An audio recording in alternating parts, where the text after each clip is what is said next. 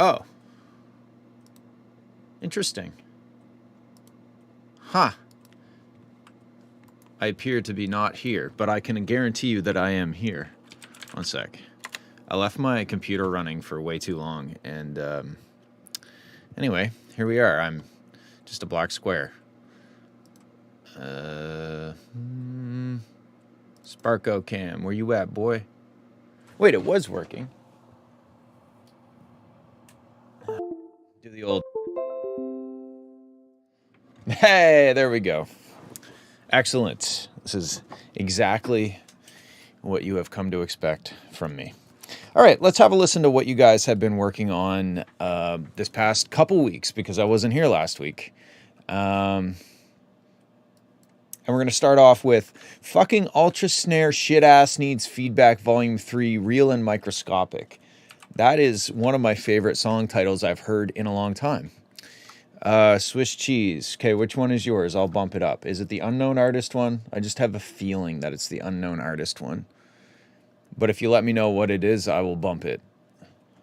Let me see if I can figure it. Anyway, okay, let's have a listen to this strange waveform. I see what appears to be very strongly limited with some headroom, which then expands into something else. But maybe it makes sense. Here we go.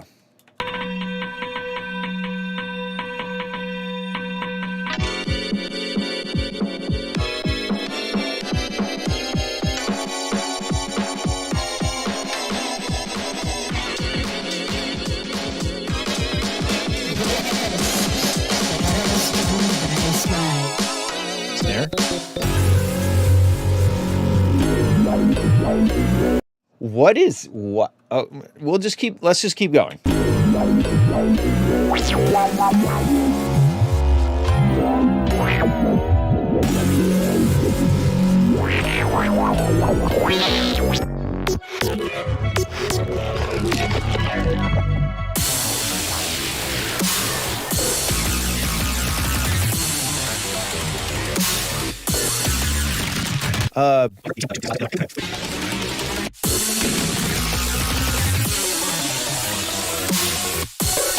Okay.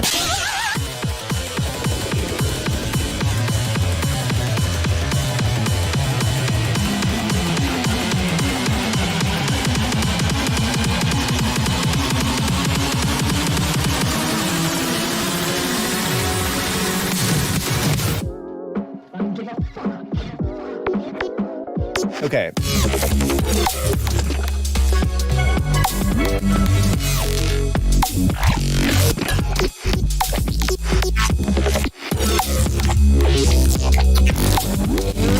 This is serious.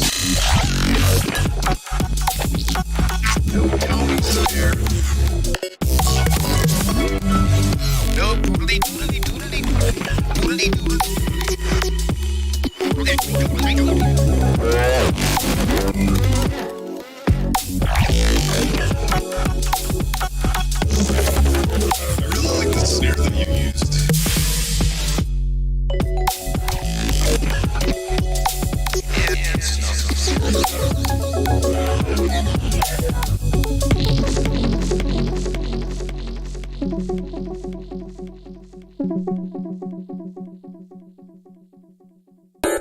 Snare.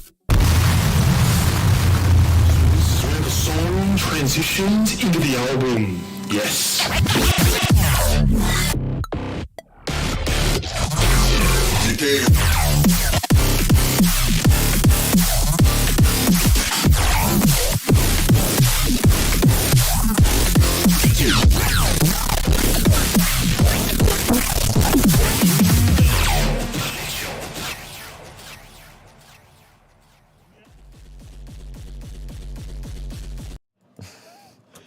Well, that was a journey. I would consider that a journey. The first part of it was challenging. Okay. There were some cool moments. I'm a little maybe not sure as to what this is, because it seems like it's not a song. It seems like it's an expression of maybe, your frustration. It sounds like you have expressed your frustration in the form of sound design, which has been placed to a tempo. And I'm not necessarily saying that in a bad way. Once I got into it, there were some moments that were really cool.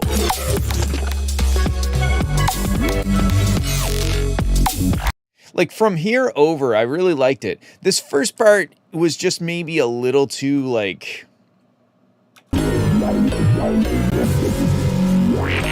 I don't know, it's weird as fuck. Maybe that's fine. Maybe it's okay. Yeah, this one's a tough one. The only real technical feedback I think I have for you is in this section.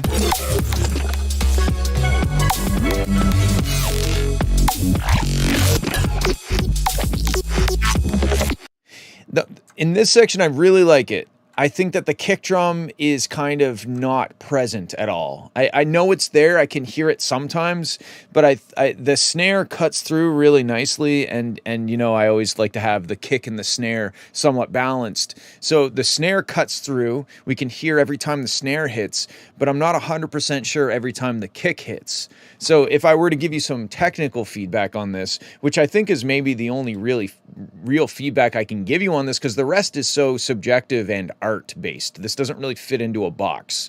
And again, that's not a bad thing. It's just really hard to be like, this first section's too weird. Like, that's the point. It's supposed to be weird, right? So I'm not going to try to tell you to not make the first section weird. That's what it's supposed to be. That was the art that you created. But when it gets into here, then I can probably give you some technical feedback. And the biggest thing is just that the kick doesn't cut through the mix enough. I'm not hearing and feeling the kick in the same way that I'm hearing and feeling the snare drum.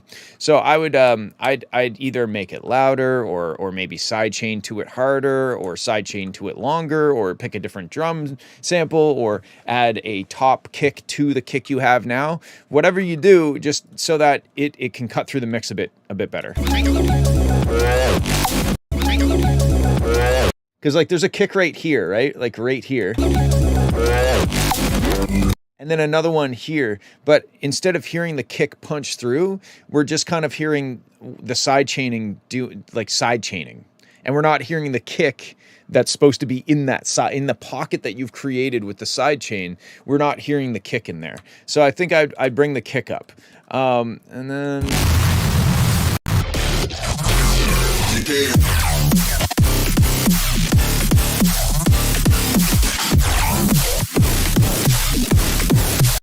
This section is really cool. This almost seems like 3 separate songs. I think that, yeah, I think this feels very like 3 separate songs. But whatever. The arrangement is weird. The song is weird. Everything is weird, and that's okay. This part is really cool. I kind of wish that the sound design is dope, but I wish that it was just a little more tonal so that when you go down, down, down, down, down, like I can't really quite tell what note are being played because it's so kind of noisy and aggressively sound designed on the bass synth. So I like the way that sounds, but if it could be anchored a little bit more in tonality somehow, whether that's a layer or maybe reducing some modulation on something, like, you know, if you've got like some FM synthesis happening in this, maybe reduce the FM modulation a little bit just to allow some more tonality to sneak through. But yeah, that's what I think. I think it's a very strange series of events, and I'm glad you sent it. Okay, let's check out Cheese's track. If I don't know how to say that. I don't know how to say any of this. Kanade Yoisaki made progressive house. Okay.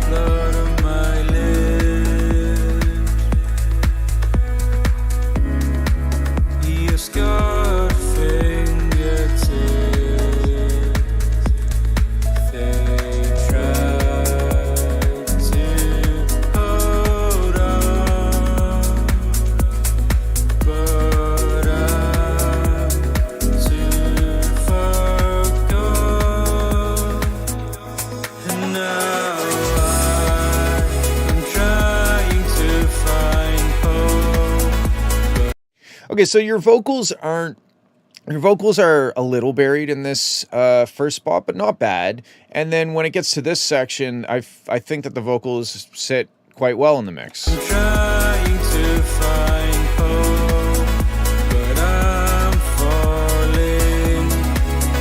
Something not letting me. So one thing I would maybe try with your vocals, I don't know if this might work, it might not, but I would try doubling them.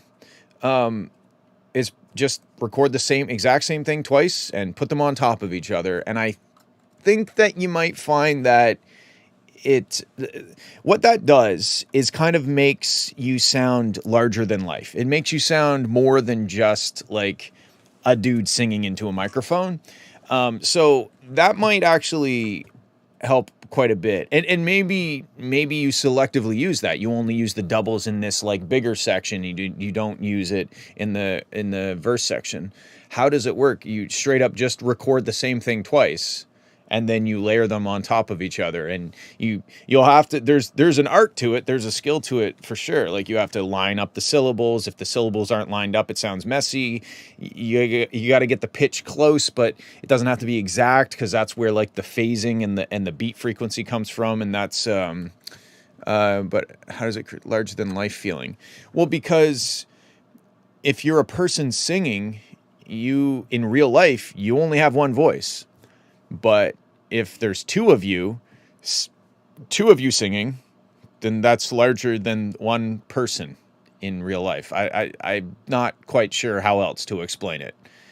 Like it just when you put two of the same, like if you sing in unison, the same voice on top of each other, our brain kind of perceives it as one person singing, but then there's a beat frequency as if there's two people singing, but it's the same voice singing the same notes. So it kind of gives like, I don't know. I don't know the psychology behind it, but I do know that it's definitely worth a try. You may do that. Now you could also do like a high octave, like a falsetto on top of it. You could do harmonies too. But I think the easiest thing for you to try to take your vocal to the next level. I think that your vocals are getting better. I think that you still need to work on the performance a little bit in terms of the confidence of when you hit the notes. It still feels a little bit like you're unsure, but it's getting better. So keep doing it, but also try just try doing it in unison and then use that as a tool. So in certain parts you can take the vocal up a notch, and then in some parts you can step it back down to a single vocal take, and you can have that control to to change the dynamics of the vocals in the track.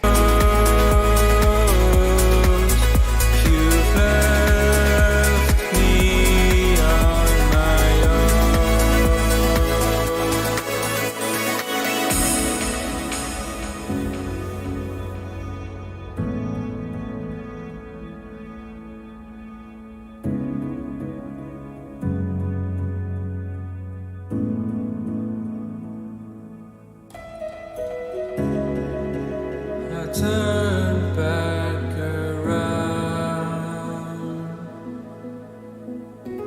Okay, so if we take this one line as an example, I'll kind of give you some pointers in terms of where the vocal feels a little insecure. So the very start of the word time, you kind of falter a little bit.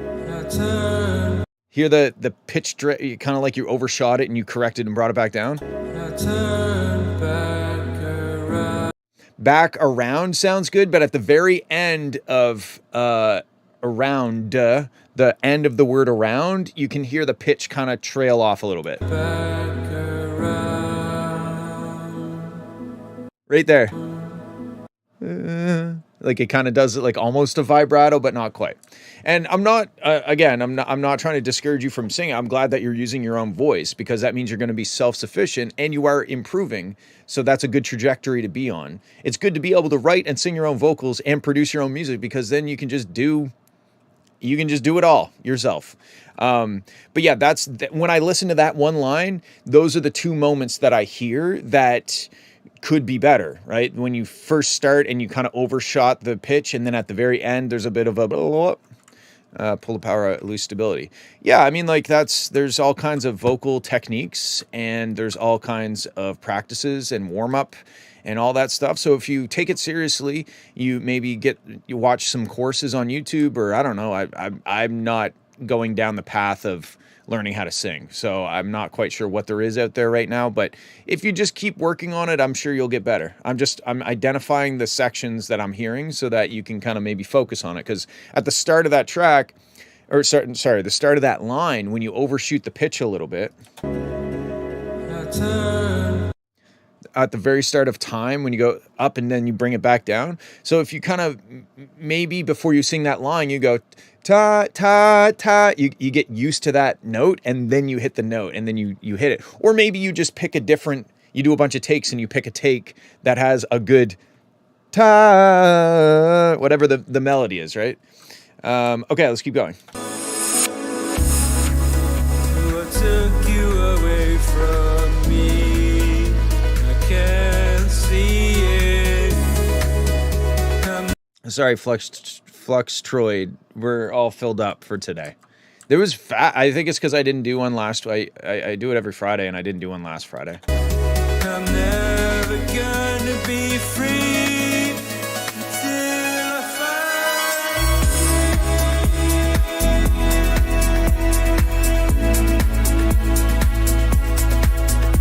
Okay, I unlocked it. Put it in, and then I'll lock it again.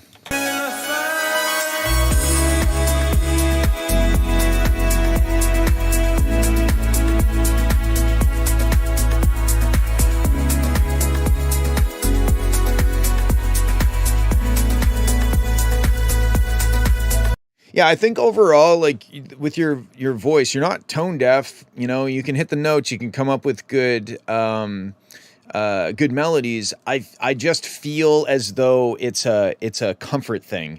You need to get more comfortable with singing and recording, and more comfortable with your voice, which comes in time. Because I feel like when I listen to your vocal tracks, I kind of feel as though you're closed down a little bit. You're not like, this is my voice. You're kind of like, this is my voice, you know? And that comes with time and practice. The more you do it, the better you'll get at it. And eventually you'll figure out some tricks on how to perform. You'll figure out tricks on what to do with the vocals after you've performed them. Because maybe you're like, oh, at the end of these long, when I'm sustaining a note, I find I always drift flat or something. You start to learn things about your voice and how to work around it. So it just takes time. I find that cymbal is quite sharp. I think it was here too. Woof. Yeah, that one's real sharp. That reverse one's real sharp. And then that kind of almost sounds like a 909 crash. I'd be careful with those.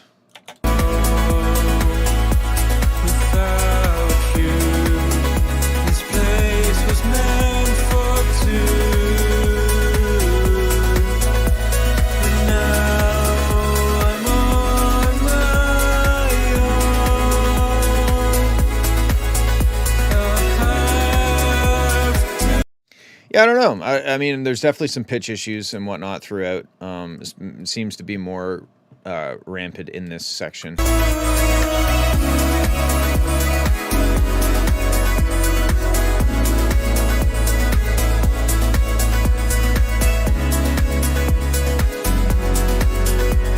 I really like the melody that's in this section.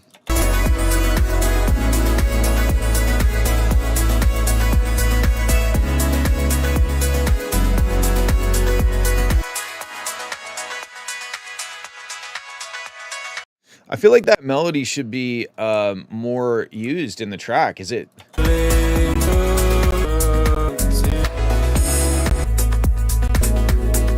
Yeah, that melody is great, and you only used it here. That melody is maybe the best part of this track. Oops, I deleted it. Yeah, I would probably structure the song around that.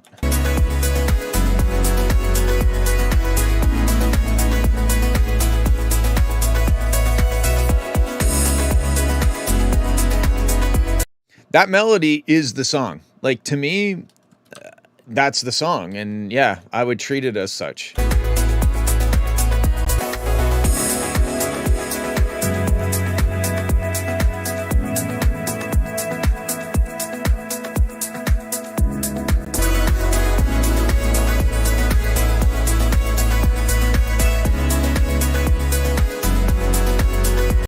that's the kind of melody that gets stuck in your head, you know? Like, I wouldn't be surprised if 5 hours from now I'm just going bum bum bum ba dum ba dum ba dum, like humming it in my head. So I would rethink this track with that in mind, and you can play it with different instruments. It doesn't, you know, maybe that one's fine. That instrument is kind of, it sounds like it fades in with everything else a little bit, but like, yeah, I think that melody's sick, dude. I would rework the song so that plays a more important role throughout. Anyway, that's what I think. Okay, cool. This is I Got You, or I Go To. It's hard to say. Duck multiplied by Spoons with a Z.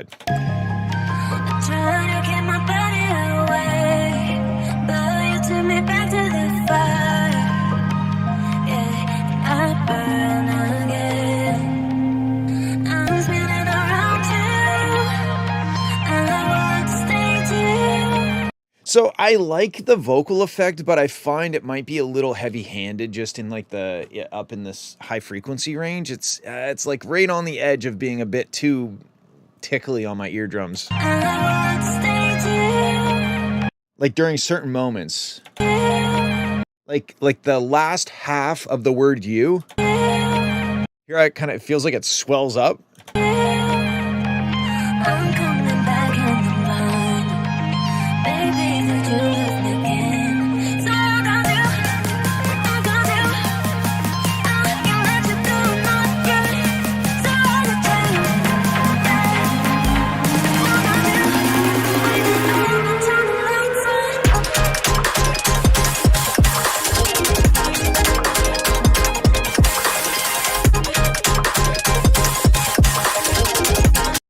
Yeah, and then I find that the rest of the, like, everything so far is very hyped in this range.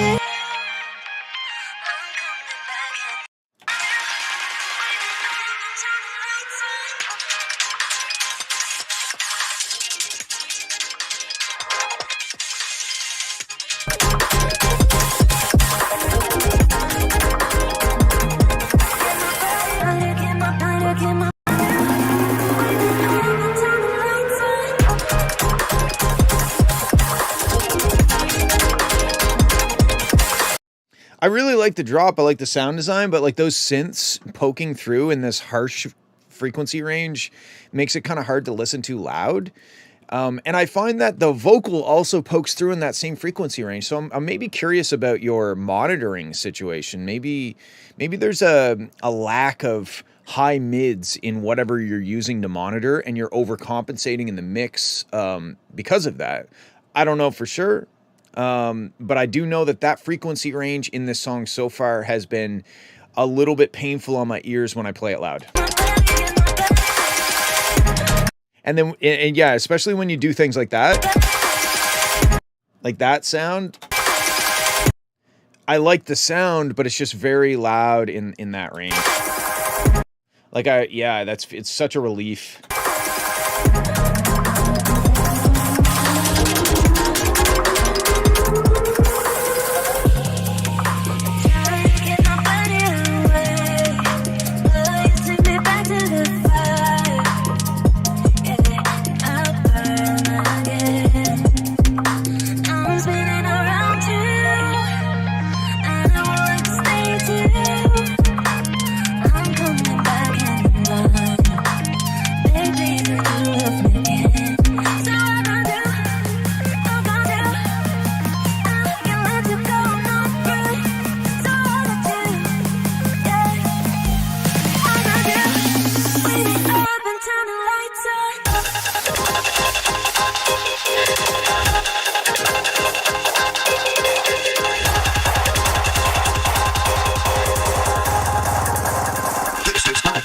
Tag.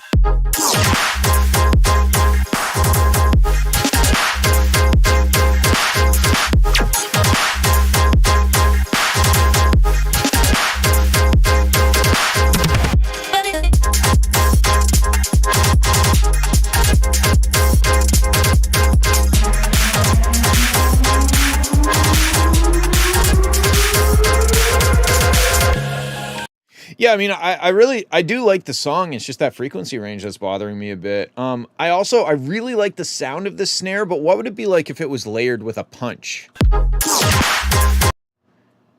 Because right now it's kind of just like, it's like a big blast of noise being presented to you on a plate, as opposed to a big blast of noise hitting you in the chest, you know?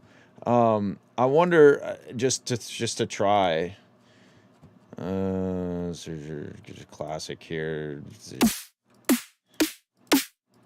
I don't know. I don't even know where is it right here?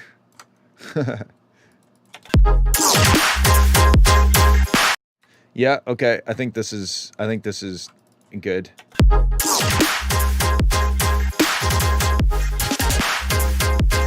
Yeah, I mean, not necessarily this specific snare drum, but like something that does the same thing as this snare drum, I think might be helpful to the track.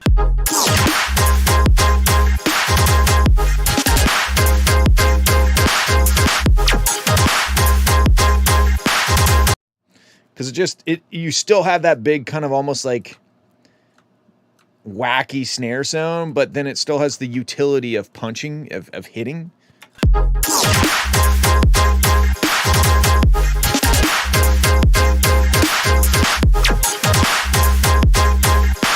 But I mean, that's kind of a taste thing too. It's not that the way it is now is wrong. I just would prefer it if the snare sounded the way it does, but also had a bit more of a punch to it.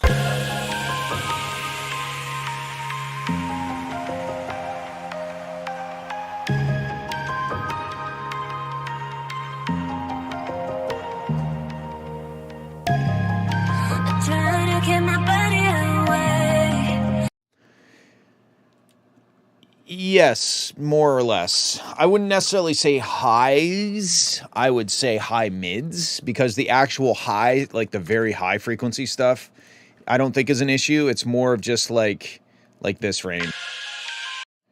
You know, like this kind of high mids. That's probably what I would try to tame, mostly in the vocal and in your drop, because you have like these really cool color-based sounds.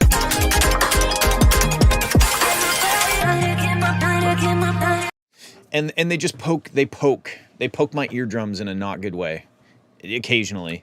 And again, I like the effect on the vocal, but it kind of comes with a cost because it's a bit harsh in that frequency range. You might be able to keep the effect on the vocal and just kind of like tame that frequency range down with a multi-band compressor or maybe some EQing or something. But maybe just listen to it on a few different sound systems and turn it up, and keep turning it up until something hurts your ears, and then that tells you what you should address. I don't think you'll have to turn it up very far during some of these parts for you to go like, ooh, yeah, okay, that's tickling the old eardrums in a way that's suboptimal or whatever. Okay, that's what I think. I think it's cool though. It's a cool track. Okay, Ice Kayab, Lost in the Water. I don't make color bass. When I hear that sound, I just say color bass sound. Oh, okay. I thought you were going to tell me that it wasn't color bass, and I'm like, I don't know genres at all, so you're probably right, but that's what I think. Yeah, I think you did a good job. I think it just needs a little bit of tweakage. If I played this quieter, I might not have winced as much during some of those sections, but like, you want to be able to, blast it and not have pain in your ears. Okay, here we go.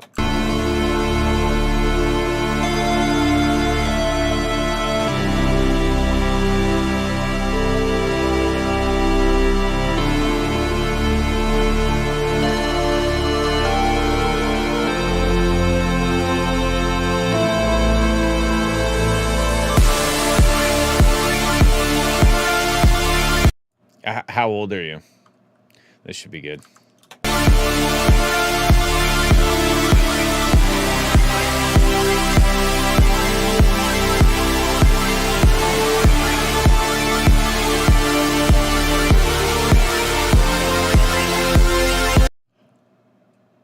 Oh, you're older than me. Wow, that's so unusual. I don't usually... Wow. I was born in 1988. Wow, you are old.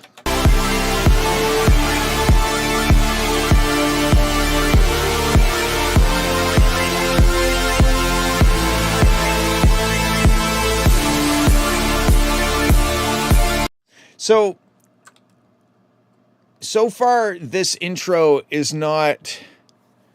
Oh, you motherfucker. Then I am old. I'm still old. I'm still definitely the oldest person involved in this whole music thing that I do. Anyway, whatever. It doesn't matter. This intro is kind of dragging on. It's not compelling me. It's not making me want to listen to the next part of the song. It's just kind of like, okay, this is the chord structure.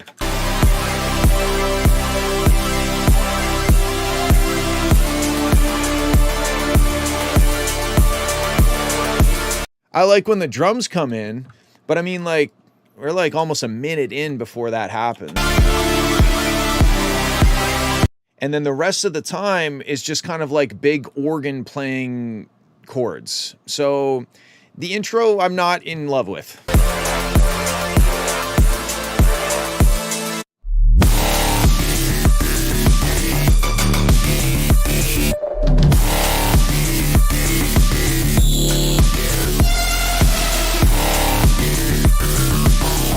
This part is sick. Like, this is way better than the intro. I don't understand. Well, I don't know what I don't understand. I think this part's sick. I think the snare is underrepresented. Like, I kind of know there's a snare there, but I'm almost just like maybe giving you the benefit of the doubt because I feel like there should be a snare on the 2 and 4. So maybe try to get your snare at least. I know that you're probably fighting with the amplitude of the kick drum and then the snare coming in on top of that, but like you really just need kind of the of the snare to punch through on top of the kick. So the snare doesn't necessarily need to have much body to it or tone. It's almost like that last song where I said we needed to add in the punch. If you took that kind of snare that was no punch and all just kind of noise, that's the kind of snare that I would probably use in this.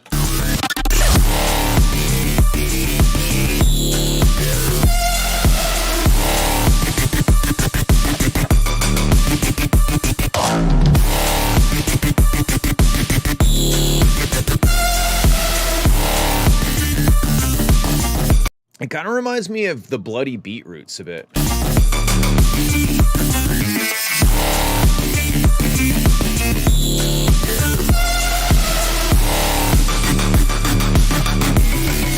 And another thing that adding that snare, like bringing the snare up, is going to do is add brightness to the track. Right now the track is quite bass centric. If we look on the, if we look over here.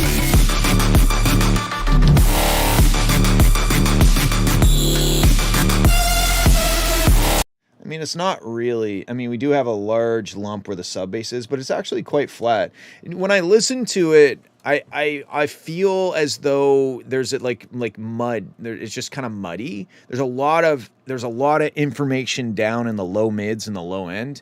And then when you're distorting the shit out of it and everything, and when you add all those layers on top of each other, it tends to get a bit muddy down there, right? So I think having that snare really being on top of the track is going to help quite a bit. Also, I will be honest, I don't really like this. I like this part right here.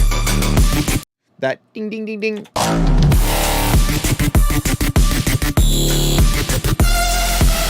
But the chop thing, I don't know. I'm not really. Whatever. I don't really like it that much.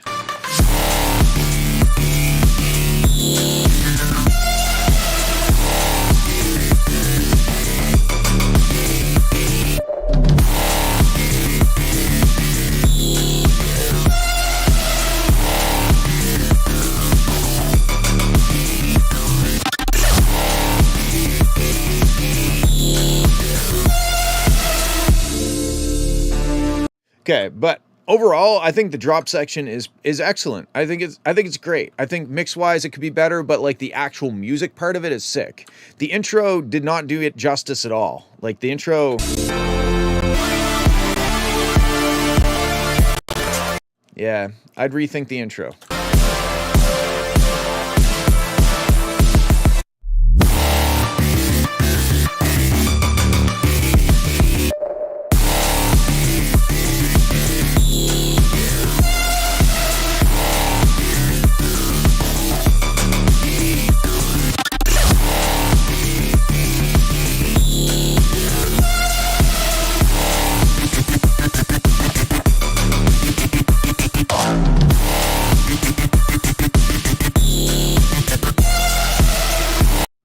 Like if we just listen to Rock Steady, maybe.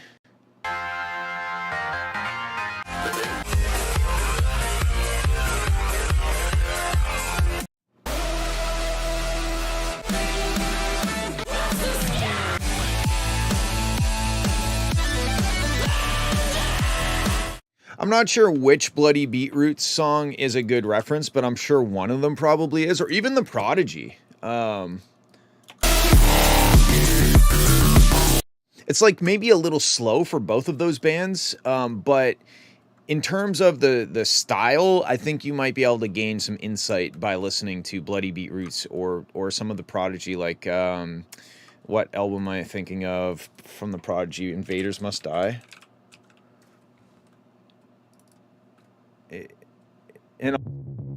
Yeah, and the song too.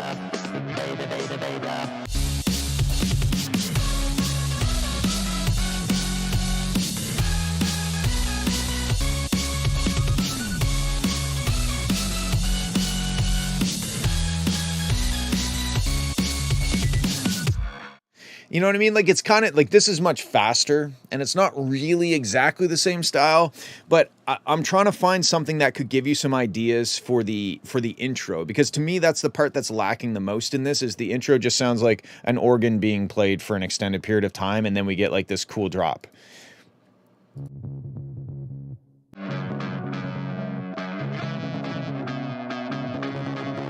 So in this intro, it's teasing at the main motif of the song, the riff that plays. But in the drop, it's no longer that guitar.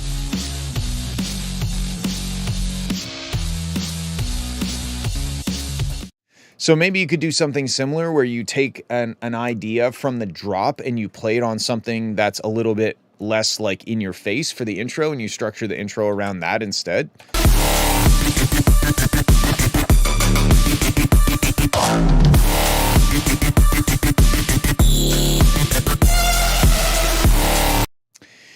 Actual knowledge. I appreciate your generosity, but yeah, I am just honest, but I'm also a nice guy, so I can give like bad feedback in a nice way. I think that's my main strength here.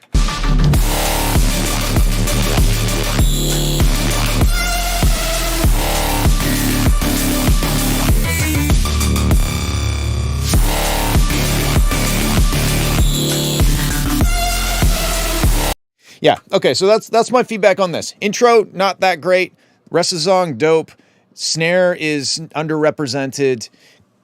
If you're using a lot of, I can't really tell if there's a lot of reverb in the layers and stuff, but there's a certain amount of mud that's happening, mostly down in like the lower mids and stuff.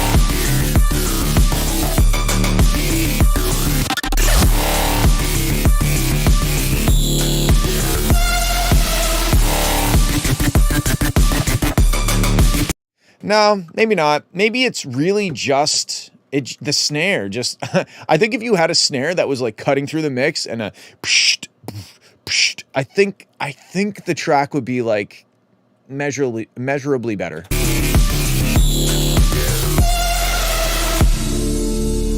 But this is definitely my favorite song of yours that you have sent in so far. So great job. Not that pleasing me is really the goal, but I think that you did a good job with this, except the intro. I don't know if I've mentioned that or not. Okay, let's move on. Thanks for sending. Let's check out Jam Packed, I think. Is that how I say that? Jam Packed, volume 1_11.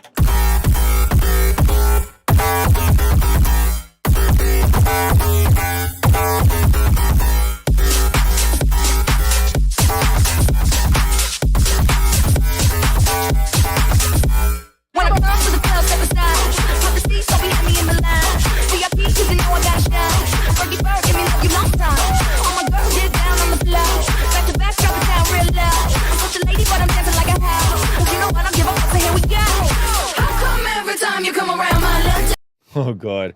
Not this week. We're all filled up for this week. I take 20 songs and then I cut her off. But I'll be here next Friday, and you can submit then if you want. Okay, so what do I think about this song? I like this so far. I think that it's a bit too... what's the word? Not sporadic, not staccato. What is the word? It's... when it's not on beat. What the hell is that word that sounds like both of those words combined? Sporadic, staccato, stagnated. What the swag, cash money. No, it's like when it's a musical term. Syncopated. Thank you. God damn, I'm glad somebody knows stuff about music here. Yeah, it's a bit too syncopated. Like, I find that the note placements of that riff on that synth part is so kind of always it's always keeping me guessing. Oops. I'm like, when is the next note going to happen? I don't quite know. And there's a certain amount of syncopation that can be cool, but I think it has to be used in moderation as to not confuse the listener. I wouldn't necessarily consider myself mega confused, but I do find that when I hear it, it kind of is like I'm like dodging jabs at random intervals.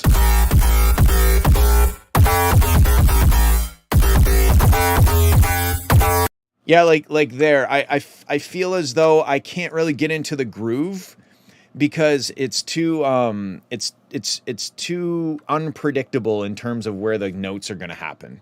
So maybe a slight adjustment on the syncopationness of the synth sound. How come every time you come around my London Bridge wanna go down like London, wanna go down like London, be going down like. How come every time you come around my London Bridge wanna go down like London, wanna go down like London, be going down like. Yeah, I feel like the syncopation is like frosting on a cake. And the notes that land on kind of major intervals, quarter notes, eighth notes, probably not 16th notes because that's kind of syncopated. That's like the meat of the cake, but meat cake sounds weird, so I'm not going to say that. It's like the base of the cake base. And I feel like right now you have mostly frosting, and some people might like that. I think that the ratio is important. I think that having the right amount of frosting and the right amount of syncopation mixed with the right amount of predictable note placements is probably your best bet, because you don't want the listener to have to work hard to understand, right? You don't want to like meatloaf, but oh my God. Okay. Before I go on, I figured something out last night. I came to a scientific conclusion, and I did it just by thinking. And I wanted to share it with you real quick. So ice cream is soup. Because I was thinking about it. I'm like, what is ice cream? Is it a solid? Is it a liquid?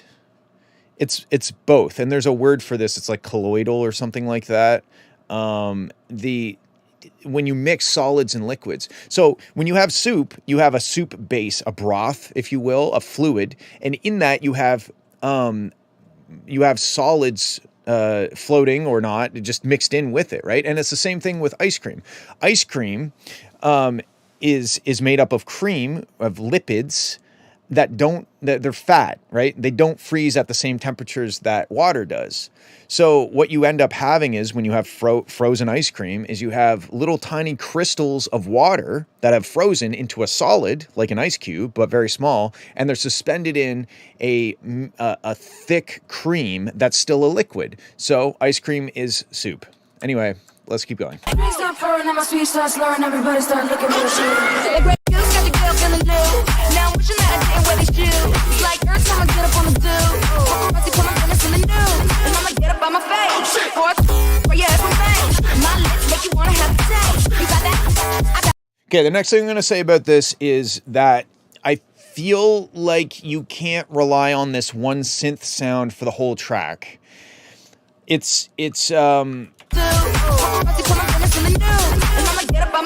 I like the sound, but like it's you need something else. You need something to play off of it. You know, bow, bow, bow, wob. You know, like it needs to be more interesting. I think for this style of music, it doesn't need to have 10,000 different sounds, but relying on one kind of like main bass sound and having it that bright. You could also play with the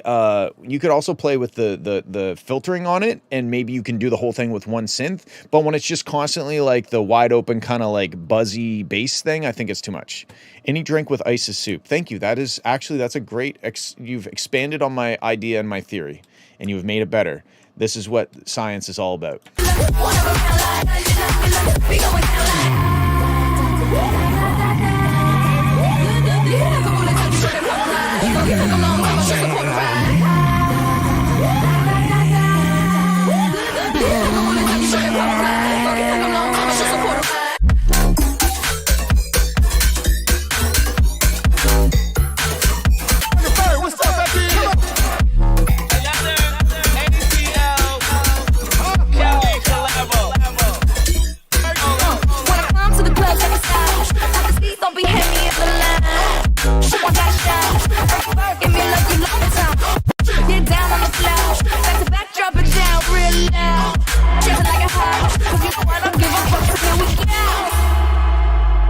Yeah, I feel like this song is like ADHD as an MP3 file.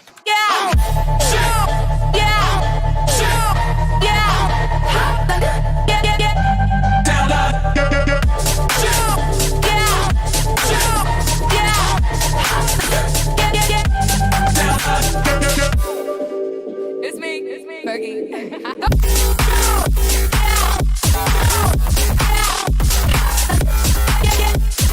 Interesting AM modulation happening. You know, when you say AM modulation, what you're really saying is amplitude modulation. So I guess I should have said A modulation. Yeah. So I think that Kaidia is right. There's a lot of fun stuff in this track. And I think, again, it comes back to the cake versus frosting. The fun stuff, the excitement, the switch ups, the wackiness, that's all frosting, right?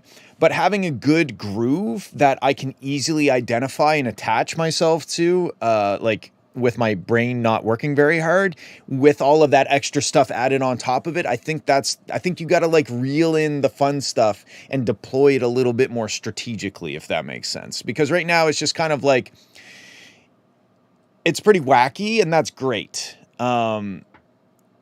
Yeah, I don't know. I don't know if that makes sense, but that's where my head is at. I think that the main synth that you use for the first kind of 2/3 of the song, it needs to be switched up now and then, which I know is kind of going against what I'm saying at the same time.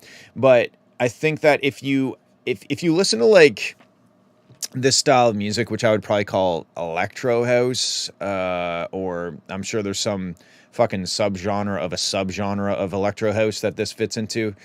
I feel like there's usually a pretty basic groove that's easy to follow, and then there's stuff added on top of that to add flavor and excitement and ADHD-ness.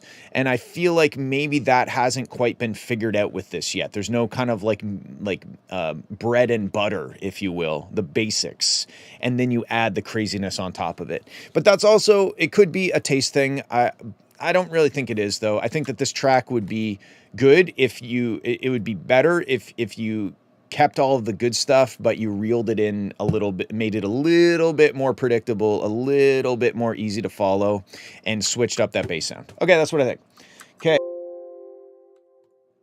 Now, this one's called Atrix, Lose It, Draft 6. Draft, interesting. I just wanna know, tell me how you feel. I just wanna know, tell me this is real. I just wanna know, I just wanna know. I just wanna know, tell me how you feel. I just wanna know, tell me this is real. I just wanna know, I just wanna lose it.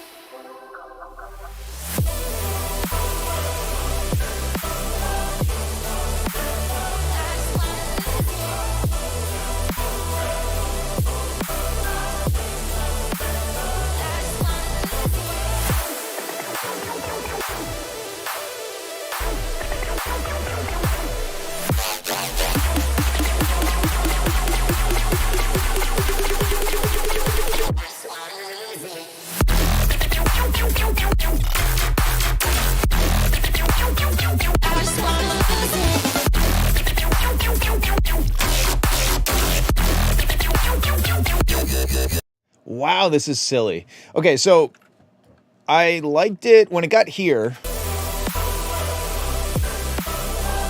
I wasn't quite sure what this section is. Like, if I didn't see the rest of the waveform, I would have thought that this was like the drop. but then it doesn't really work as a drop because it's not like powerful enough and it's quite like muddy, you know, in a sense. So I would maybe make this section a little more obviously not the drop, you know, make it a bit more build-uppy, because once it gets to the drop, it's actually pretty cool. Like, it's weird as fuck, but I like it.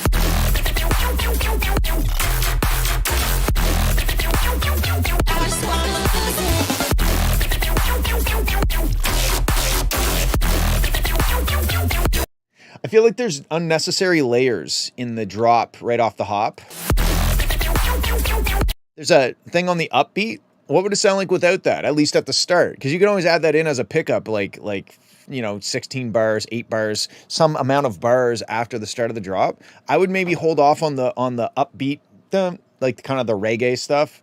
I would hold off on that until like a certain distance from the drop, so that we can really just focus in on how silly that bass line is, because it really is silly.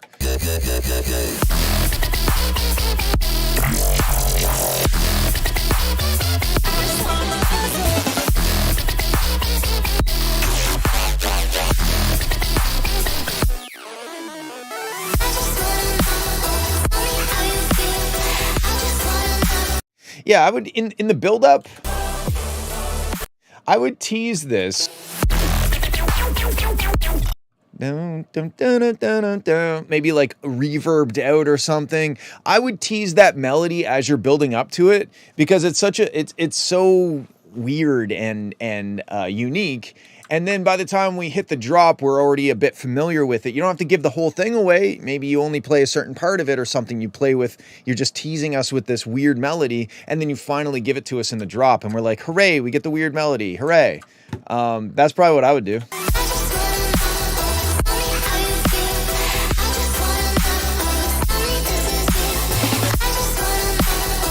But yeah, I mean, like, I think it's pretty cool so far. Again, the biggest glaring problem to me is this section here, where it kind of sounds like it's trying to be a drop and it's just not doing a good job. The melodic section of the drop since I sent it in.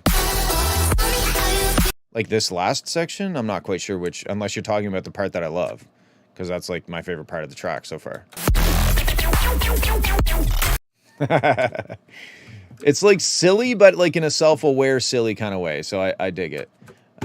Anyway, that's what I think. I think you got to figure out this build-up section. I would probably tease the main melody a little bit more, and then I don't know, try to get the arrangement set up pretty soon. Otherwise, you're gonna just end up working on this same 1.5-minute section of audio forever. We talking about the song or my personality? Well, if we were talking about my personality, I would say, you know, charming. Maybe that's it. I think that's the only thing I have going for me, honestly. Okay, this one's called The Fortnite Song by Aiden Dodge.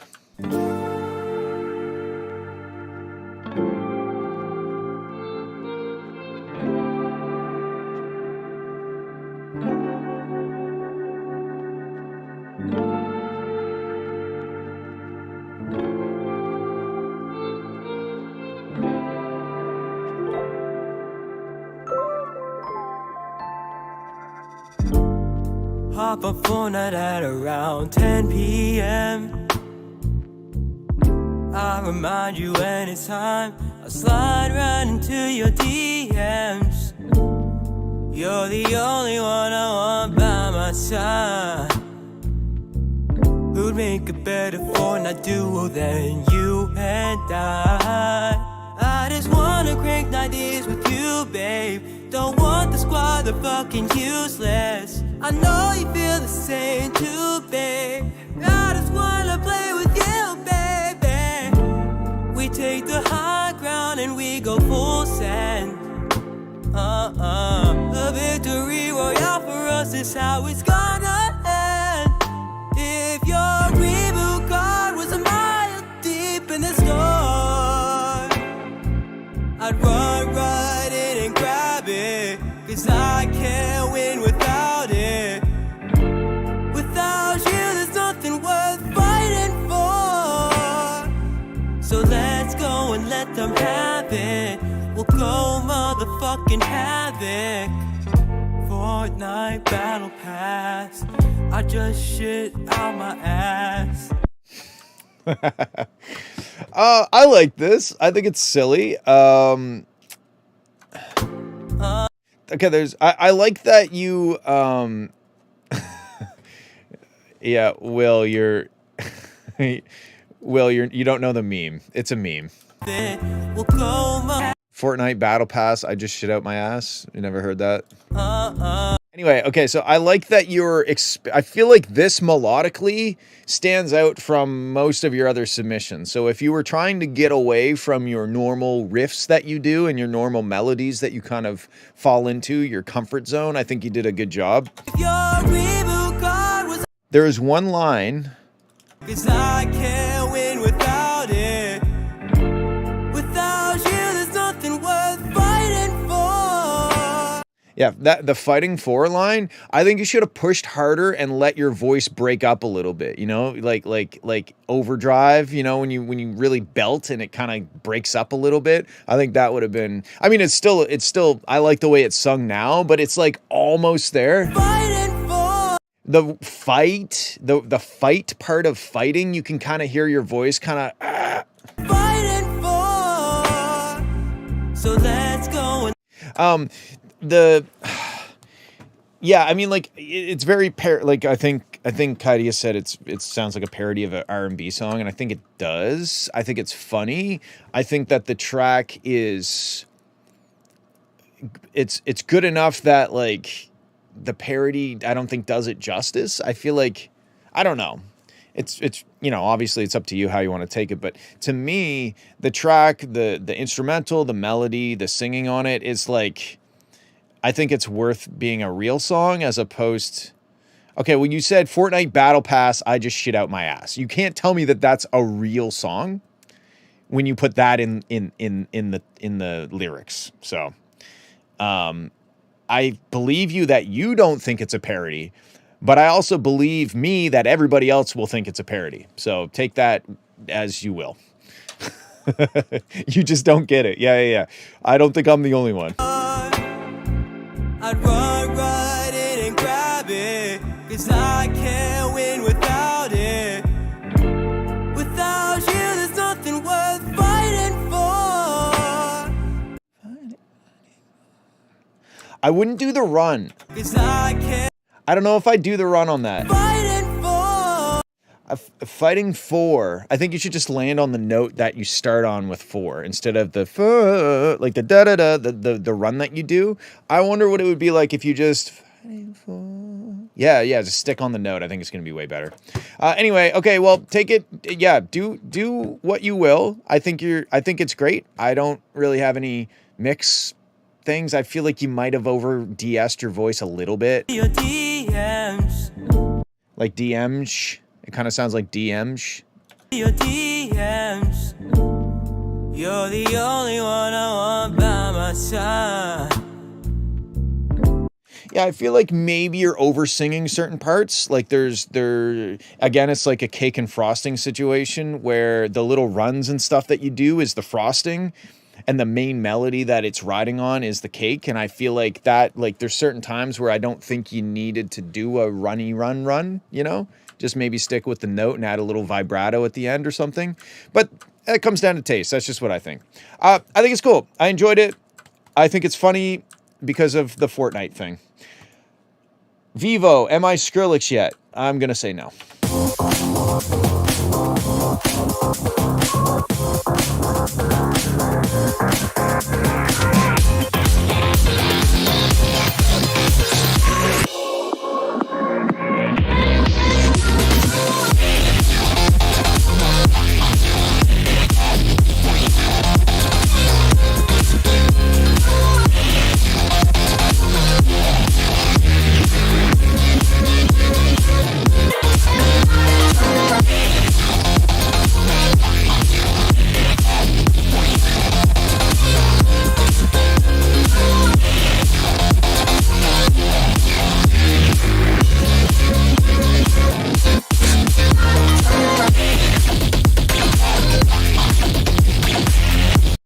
I mean, I do hear the influence for sure.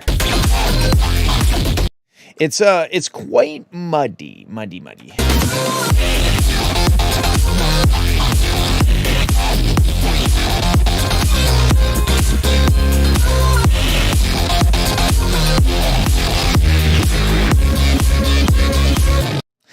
Yeah, I feel like you're, I don't know if it's a layer problem.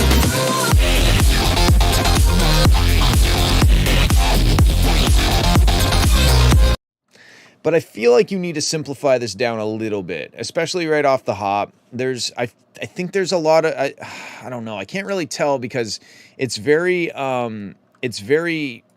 hitting the master very hard. So it's kind of hard for me to tell exactly how many layers there are.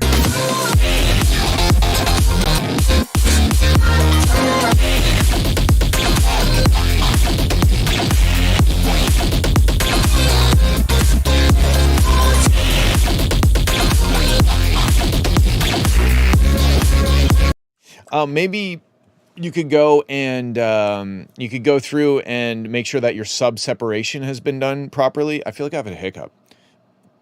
Nope. Yeah. I think if you went and turn off your sub bass and listen to it and see if there's other basses that are encroaching on that frequency range down at the bottom octave of whatever note you're playing, and see if you can maybe clean it up a bit, because I find that there's just like this big lump of kind of like detuned bass sound down in the, I don't know, like second harmonic of the note that you're playing down in that range. And when you hit the limiter as hard as you are with this big energy of detuned bass, it kind of gets muddy is the best way I can explain it, which is funny because, you know, like, why do we call this muddy or tinny? I guess tinny because usually tin, any sort of item that's made out of tin is thin, and if you hit it or you interact with it physically in some way, it has a bright frequency because it's thin metal, so it resonates at a higher frequency. But muddiness, I'm not quite sure why we call that muddy. What does muddiness have to do with the lower frequencies being bunged up a little bit? I don't know. I think I have a low cut on every patch. Okay, how aggressive is your mastering?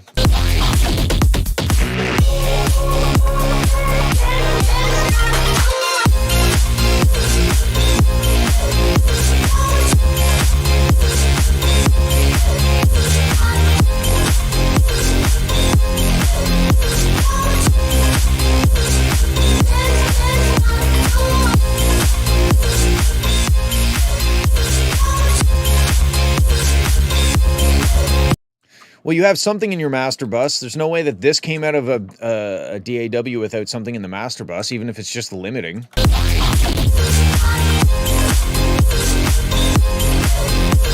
The reason I ask is because I'm trying to wrap my mind around how to say this, and not in any sort of like, I don't want to like offend you or anything. Like, I don't know how to use my words to explain the thoughts that are in my head. So maybe I have to use paint. Because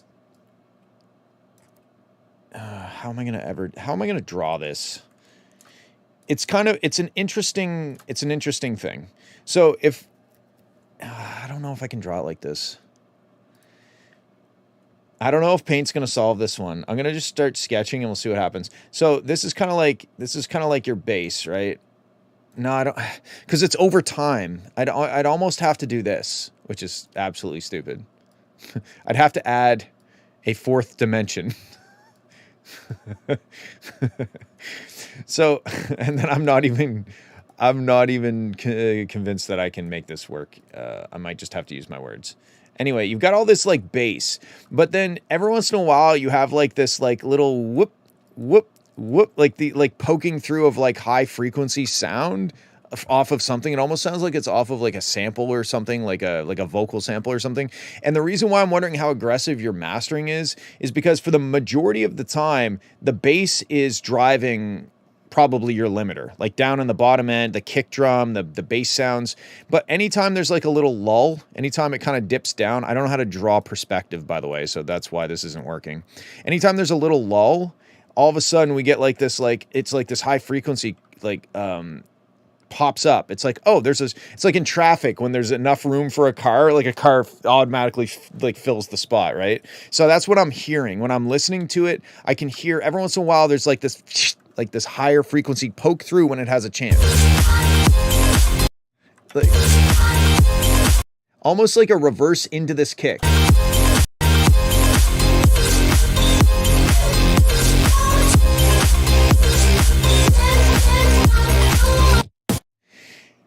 I mean, yeah, that's my stopping distance. What are you, like a driving instructor? I don't know. I like. Is the internet?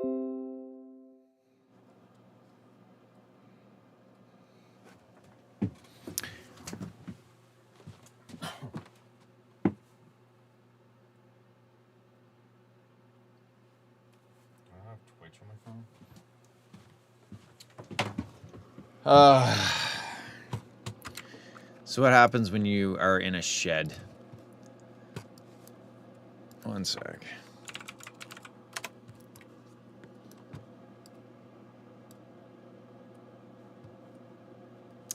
Dun dun dun.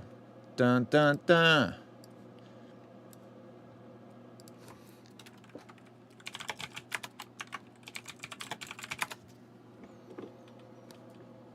I think I might be back, but I'm not going to get my hopes up. It is an interesting way for me to get ad revenue, I guess.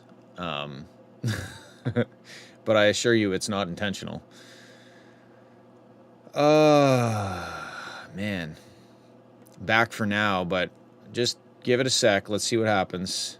I might have to like restart my router or something. I have to contact my IT department.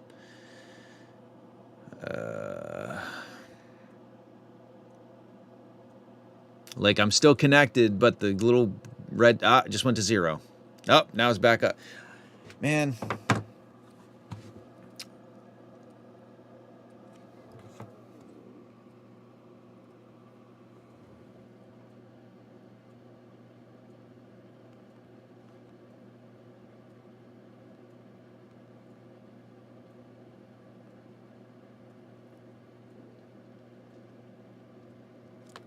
Yeah, I might have.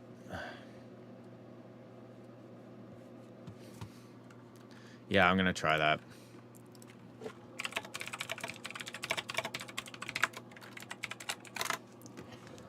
Fuck's sakes.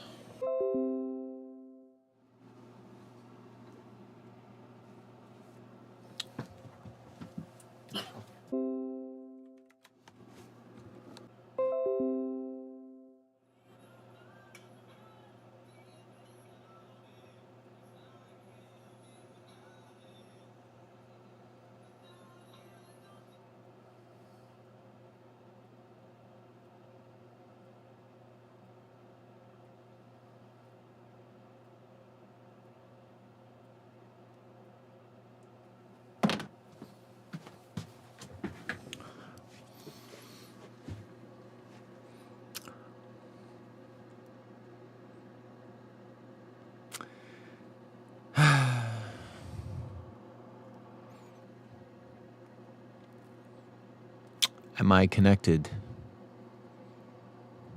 It looks as though I may be connected, but for how long?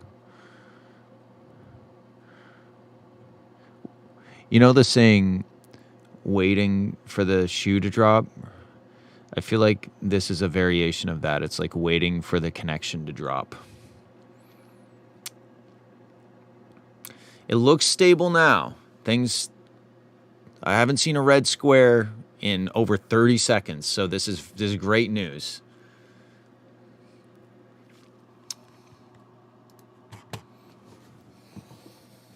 I think we may be good. I have so to give you an idea of how janky this setup is, I get the internet from my parents' house is about 200 feet that way from the studio. It's on their land, and I steal internet from them, but I steal internet over the power line that runs under the ground to my studio. So there's like a power adapter in my parents' garage with an Ethernet cable that runs, the Ethernet cable runs to the router, gets connected onto the power outlet, and then the internet is routed under the ground over power lines to another wall wart that goes in and then gives me Ethernet to my studio. So I restarted. There's numerous things to restart, but I restarted them all, and I think we're good. Okay, sorry.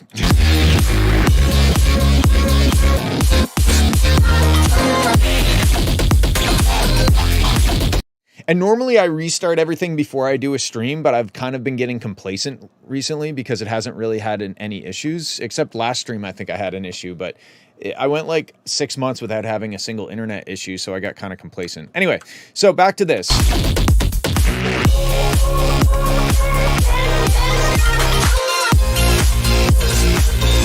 I think the track is sick. It reminds me of, not really Skrillex, it reminds me of something, maybe like Justice or something like that, or Mastercraft. Maybe listening to some Justice and Mastercraft might be a good reference for you. But I think you're on the right path. I think it's just a bit muddy in the bottom end, and then the high frequency stuff that's kind of like poking through occasionally. I'm wondering if there's something you could do about that. Like, for example, right here,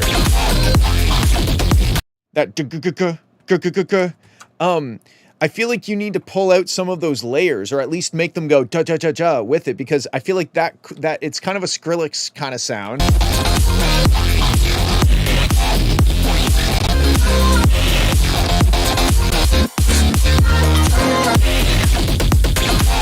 Yeah, right there. But we're missing the choppiness of it, because the chunk of it is being filled in with other sounds. So I feel like, anyway, I don't have any real major criticism on this track. I think you should just keep going, and maybe these things will work themselves out on their own. But if you do have an aggressive limiter or something in the master bus, I would recommend turning it off and checking your mix, because there could just be something that's really, like, maybe your main bass synth is 10 times louder than everything else, and the limiter is fixing it for you but not doing a great job. That's what I think. Sorry for the internet shit in between on your song. I wish that I could fix that. Okay, this one's called Verbatim Nodal Collab.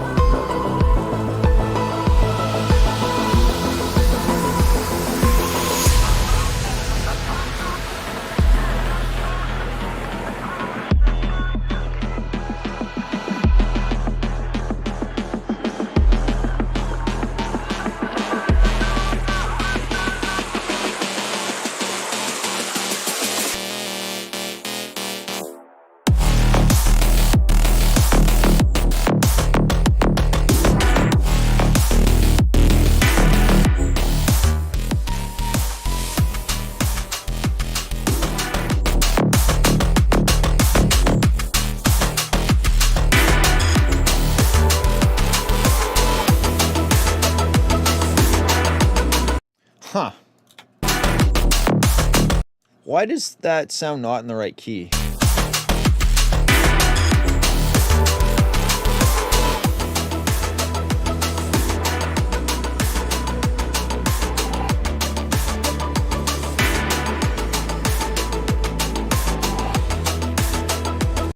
Yeah, so couple things. I mean, like, yeah, maybe you just haven't mastered it, or I mean, mastered it, it's kind of a weird term, because we usually master as we go, and then we master it at the end of the process and put the song out. But to me, I mean, like this type of music really needs loudness to hit.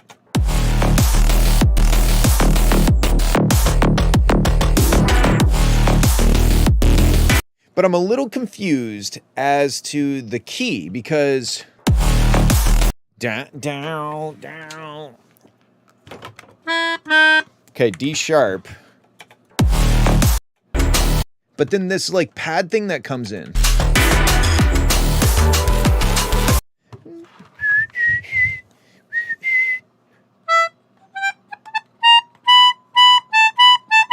It's doing A and then B. Is that okay?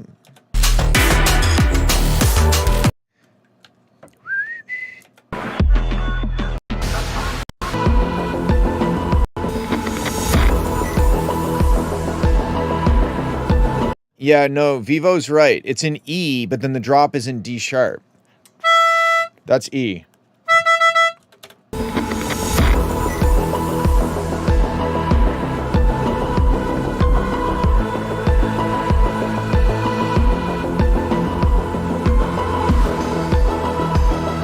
Yeah, okay, so we're definitely in E there, which is everything sounds good.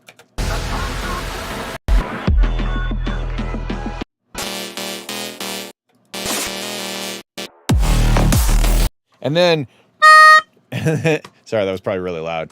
Yeah, and then we go to D sharp. So there, yeah, I'd probably fix that. I don't know if there's any real way for me to make that work in my head.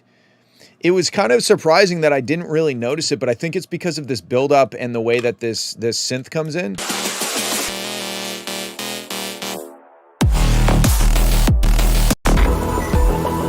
But yeah, those two keys are very not, I wouldn't go between D sharp and E. Now I see it says nodal collab, so maybe there was a miscommunication between the two people that were making this. I'm not sure, but it's an issue. I really noticed it when that pad came in.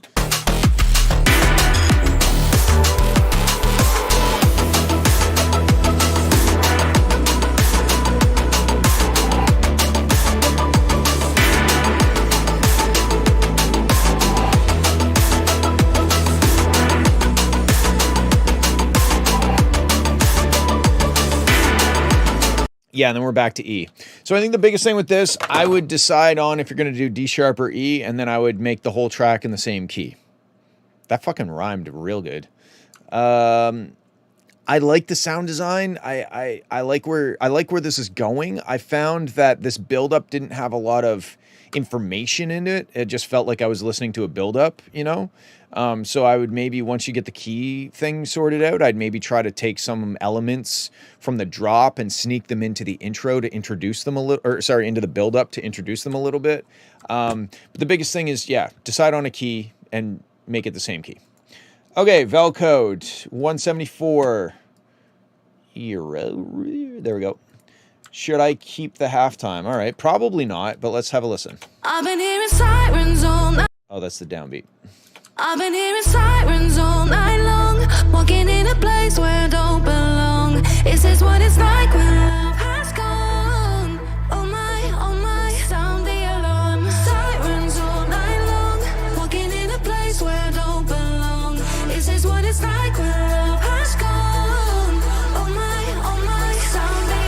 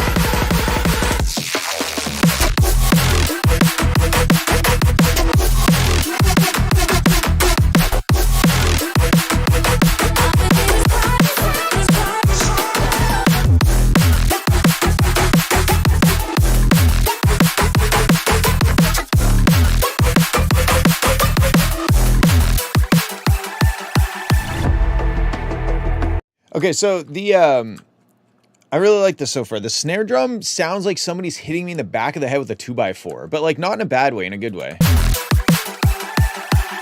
Like it's so blunt or something. I don't know if you've ever been hit in the head with a 2x4, but it's similar.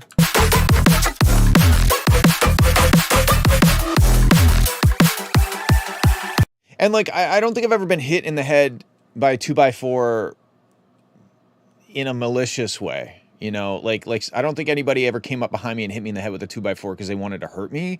It's probably just like when I was building the studio or something, you know, I was like putting a 2x4 up to stud up a wall or something, and maybe it fell over and hit me in the head. I'm pretty sure I've been hit in the head with a 2x4, and I'm pretty sure it sounded like that.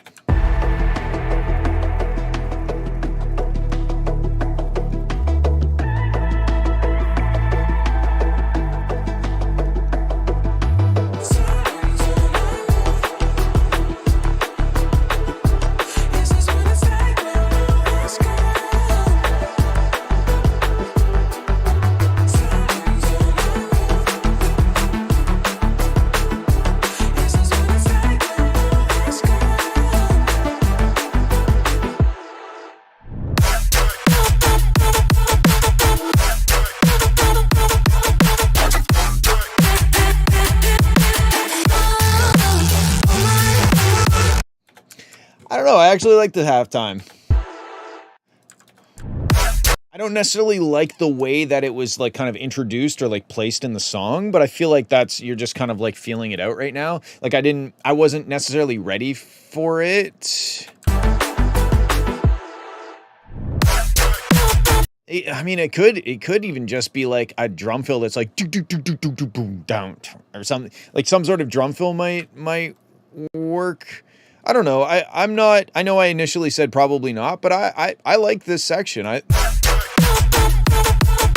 think it's all how you introduce it. It can be done. I just find that a lot of the time when a drum and bass song goes halftime, it feels like contrived. Like they're like, let's put a halftime section in it. And then everybody is like, okay, I don't know how many people are working on this song. Let me rephrase this. Normally, when I hear a drum and bass producer put a halftime section in the song, it feels like they thought to themselves, I should put a halftime section in this song. And then they did it. Not because the song needed it or not because it served the purpose of the song, but because they're just like, switch it up, halftime, let's go. But this one, I like this halftime section. I think you could probably work it in if the context surrounding it, the build up to it and everything was proper. I think it would work. The only other thing, like I do really like this. The production's good. I think that it's maybe a little light on melody a little bit, and that's not to say you have to have a synth lead running the whole time, but there's a lot of cool lines in the vocal melodically that you could borrow from and have throughout the song as synth lead, or maybe you do something with her voice or you distort it a bunch and it sounds kind of like it's a synth lead but it's actually her voice. I find that the track, once it gets to the drop section, it really is kind of like 2x4s hitting me in the head, and maybe just a little sprinkle of motif throughout. Let me listen to the drop one more time.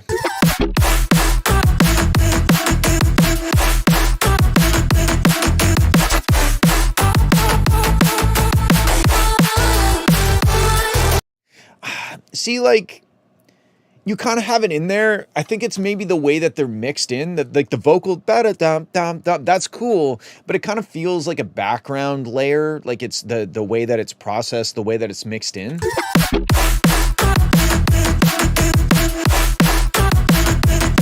I don't know. I mean, like you do have some stuff in there. I'm not necessarily eating all of my words, but I'm eating some of them because there is some melody stuff in the drops.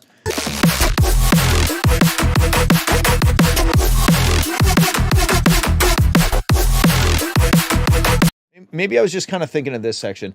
I don't know. I mean, like, I think you probably could still use the melodic parts of her voice and those lines. You could probably use them a little bit more aggressively in the track, like mix-wise. But overall, I think it's pretty cool, dude. I think you should just keep going and see where it takes you. I don't hear any major issues with this. I think it's a good start.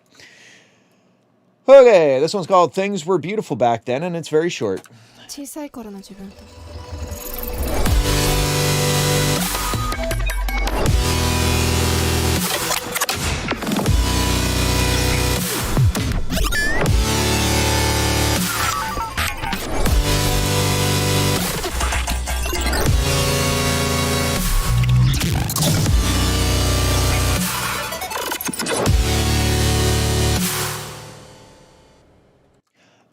I mean, I think it's a cool start to something. I don't know. I don't necessarily know what the point is. Is this an intro? Is it really just a 30-second song? It doesn't, to me, it doesn't sound complete. It sounds like it's like getting me ready for something that doesn't happen. So I don't know. I think it's pretty cool.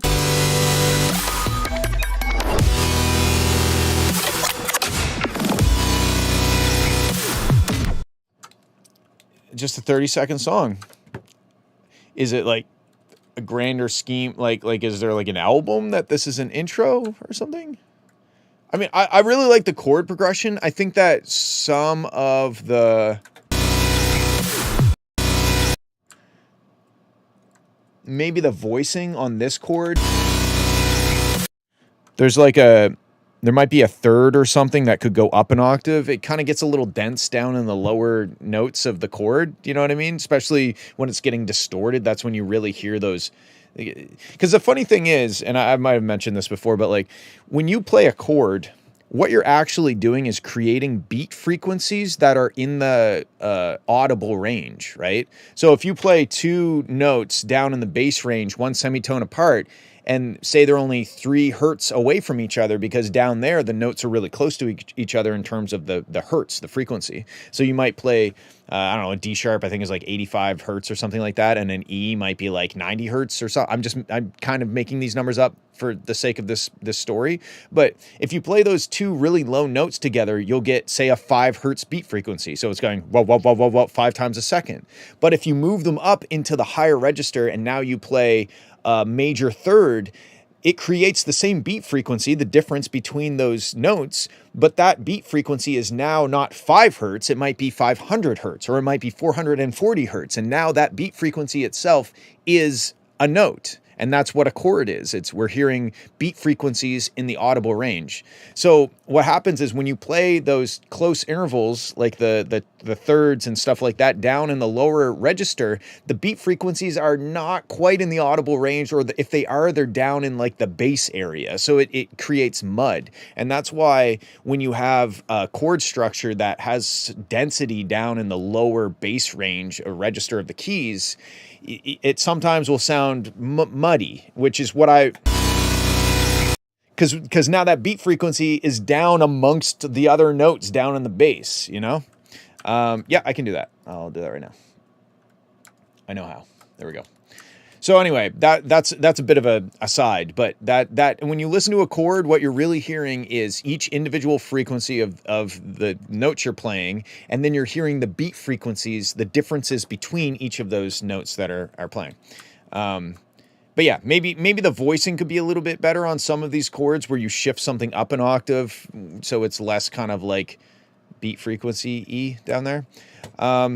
That's about it. That's all I got for this. I think that this is a cool start of something, but it doesn't feel complete to me. So I don't know. I think you're gonna have to dig deep and figure out whether you want to make this an intro to something, or whether it was just a cool chord progression that you might use for something else later. Okay, this one's called Push. When I push, I feel good. I feel good when I push. When I push. When I push. When I push. You When better I push, move. I feel good. When I pull, I feel good. When I push. When I push. When I push. When I push. When I push, I feel good. I feel good when I push. When I push. When I push. When I push, I feel good. When I pull, I feel good. When I push. When I pull, I feel good. When I push. When I push, I feel good. When I pull. Okay, so I was a little iffy on like the notes. When I push, I feel good. I feel like there are some wrong notes in here somewhere. When I push, I feel good. There's like a blump sound. I think it's like this right here. When I push, I feel good. Yeah, it might just be a percussive sound, but it kind of sounds like it's playing a note that's not in the key. I feel good. I feel good when I push. When I push. When I push. And then you kind of have your main kind of sawtooth synth playing, but then there's also a sub bass, I think. And sometimes you're moving the sawtooth bass is playing da-na-na-na on the tonic, then it goes up to da-na-na-na-na-na. So I don't know, like a fifth and then a third, or I don't know what the actual interval is, but it's moving. But I don't think your sub bass is. It's just kind of going dun dun dun dun dun dun dun dun dun dun. It's playing the tonic, but your other bass is moving around, and I think maybe that's what stuck out to me. As like there was something that didn't quite sound harmonically stable. There's also the other female vocal.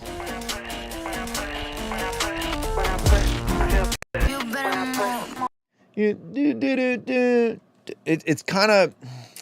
It might be in the right key, but the way that she's singing those notes where she kind of falls down to the tonic, it doesn't really, I didn't find that the vocal there fit with the rest of the track. I think that vocal is kind of unnecessary.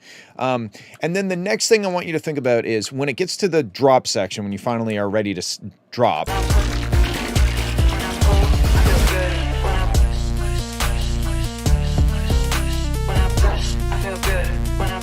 There's almost a drop in energy when you hit the drop, but that's not really why we call it the drop. We're supposed to drop the bass. We're drop the bass, you know? Yes, oh my God. This I feel like your drop section needs to be more powerful and your non-drop section needs to be less powerful. So stripping out some, like maybe don't bring in the sub bass at all until the drop, or there needs to be some sort of payoff when the drop hits. And right now there kind of isn't. There's more elements in the build and they hit harder than the drop itself.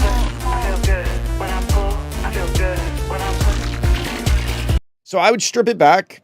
I would simplify the build a little bit, pull out maybe the sub bass, and use some effects, maybe some swooshes, some uplifters, some downlifters, which never fucking made sense to me. Why are we calling it a downlifter? How do you lift something down? Anyway, I would start there.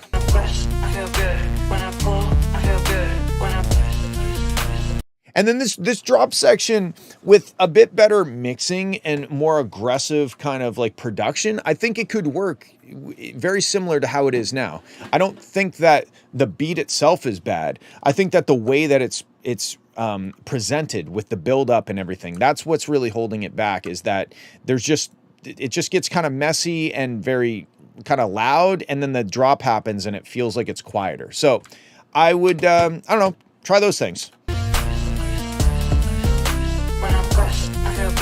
I do like this. I do like the synth. I like the synth part, the sawtooth. I like what it's playing. It's cool. Okay, next up, Never Coming Home rework. Interesting.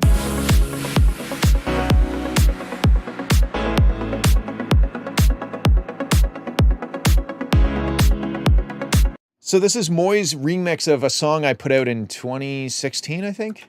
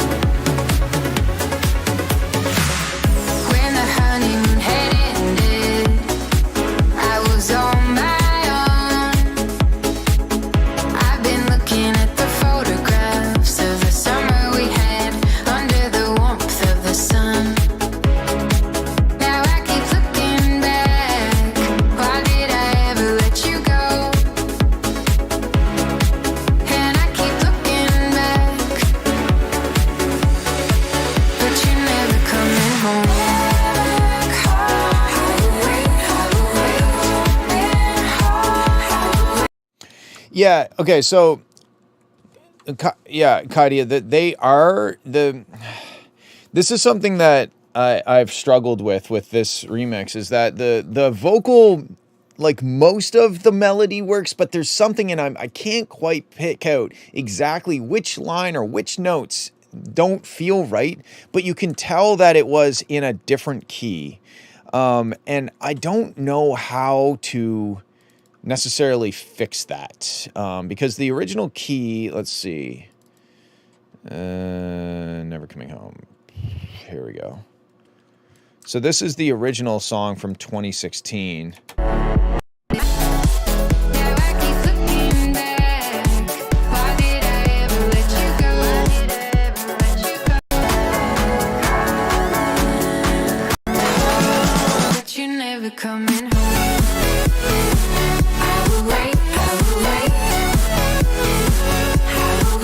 So that's the original key.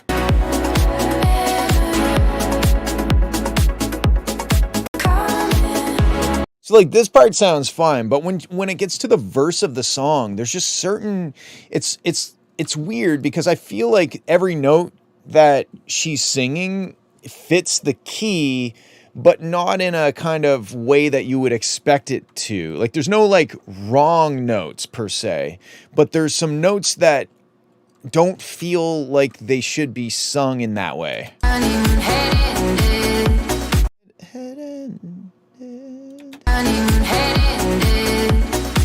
I was on my own. I've been looking at the photographs of the summer we had under the... Yeah, it's almost like da da. Whenever it hits da, it doesn't feel right. You know, whatever note that is. I don't know, but I'm not sure if that's what it is. It's such a challenging thing. Wow, good guess. So A, whenever it hits A. I've been looking at the photographs of the summer we had under the warmth of the sun. Now I keep looking back. Why did I... And the transitional chord, yeah. Yeah, okay, so the song is in C, so the remix is in C sharp.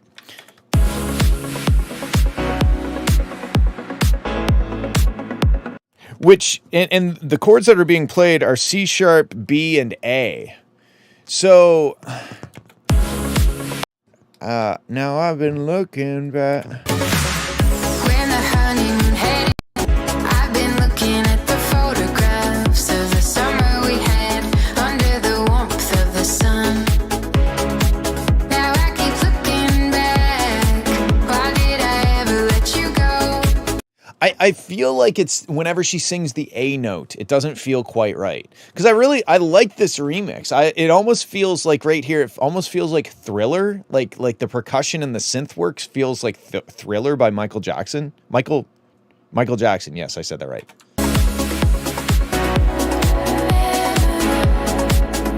But then when she's singing the verse, I think it's every time she hits A. It just doesn't like sit right for some reason. But you're never coming home.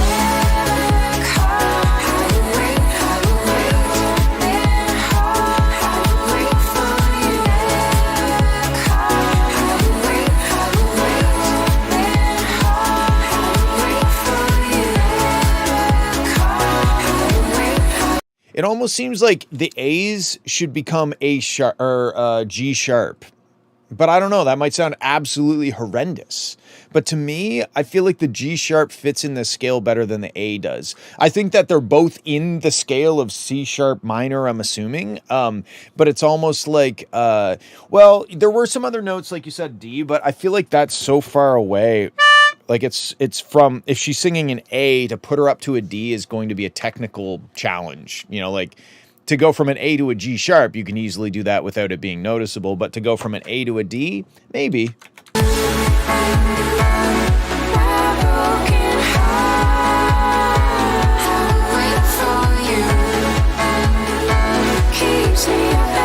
The underlying, the underlying chord should be a D major. Oh, okay, interesting.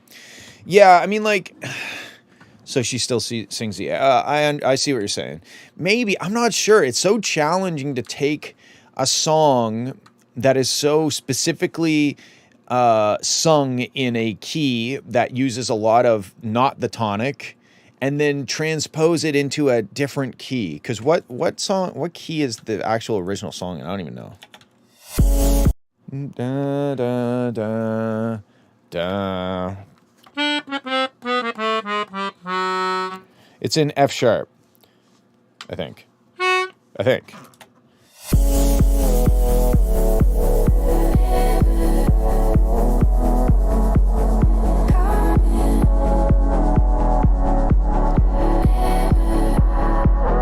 Yeah, it's in F sharp minor. So F3 minor, yeah. Yeah, so F sharp minor to transpose to, what did I say his song was, his remix was in? Was it C sharp? Yeah. Yeah, so that's a fifth, right? To go from F sharp to C sharp is a fifth, is it not? Which is I think that's why it kind of works. Yeah. So I think that's why it kind of works, is because it's transposed like the correct amount of notes that make the notes fall for the most part in the correct key. But the way they fall in the key is odd. Like there's certain notes that feel stable in a key, and there's certain notes that feel like there's tension that needs to be resolved. And I feel like what she's doing is she's singing, and in this key, she's landing on the notes that otherwise would have felt stable in the original key, but she's landing on those notes in this key and it feels unstable. It feels as though there's tension that needs to be resolved that never gets resolved, because in the original key, it was being resolved by hitting that note. I don't know if that makes sense.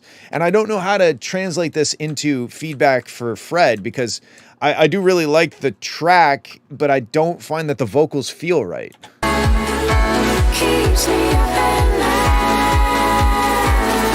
I wonder if the remix was just in the same key as the original song. Would that work? If I feel like that's my kind of gut reaction to this, is like, what would it sound like if you just took the chord synth and you soloed it with the vocals and maybe the bass or something, and you shifted it all so that it was in F sharp minor as opposed to C sharp minor? Because I think is that the problem? Because if you're supposed to do the circle of fifths, wouldn't the F sharp minor turn into the C sharp major? Right?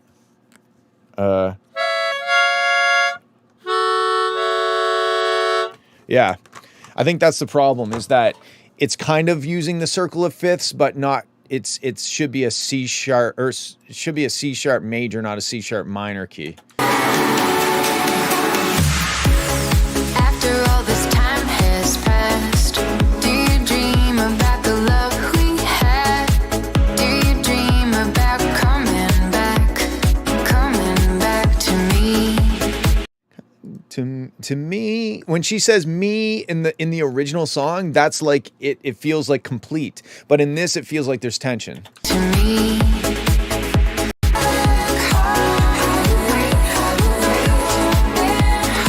So I think, okay, Fred, if you're watching this after, because I don't think you're here right now, but if you're watching this VOD or whatever, just try taking your track and keep the production, everything the same, but just if you can, transpose your chords back up so that they're in C sharp, F sharp minor, or down, whatever works. But just try maybe, because it's probably a huge job to do the whole song, but just pick certain parts of the song that you feel are like the important parts of the song and transpose those so that they're in F sharp minor, and then see if the track works better that way. Because I feel like it's going to be an uphill battle using a lot of melodyne and changing the melody so drastically to make it feel right on top of this new key, that I'm not sure that it's worth doing.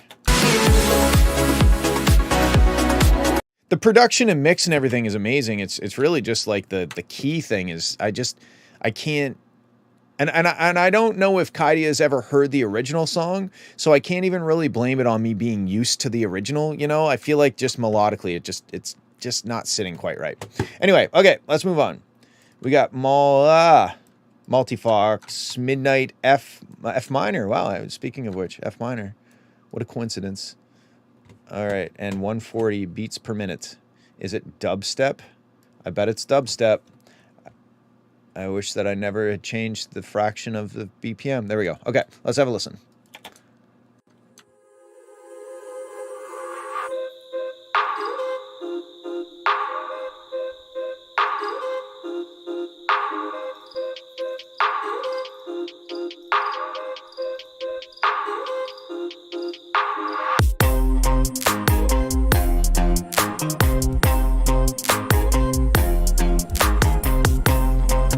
Okay, so I really like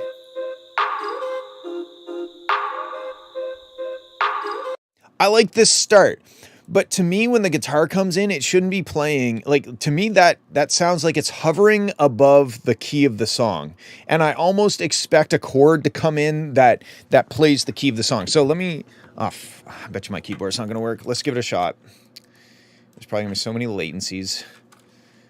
What's up? Mui sucks at beats? Okay. Damn. Are you going to have to change your username once you get better? Or are you just going to keep it? Okay, let's try... I'm just going to try piano. Why not? That's not a piano.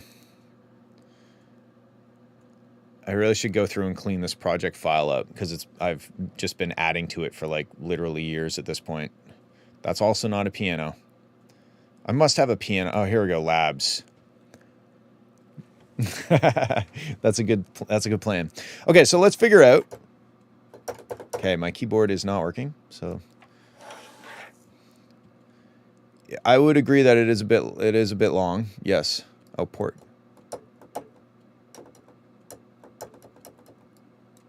Port 0 maybe? Oh, that's output. I don't care about the output. I want the input.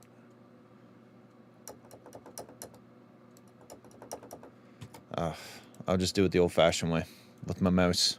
Okay, so quesadilla. So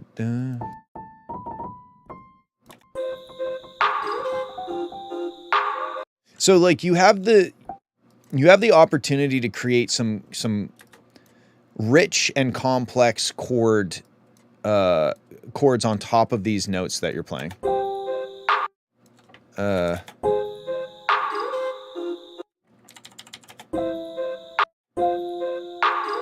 I really wish I had my keyboard working.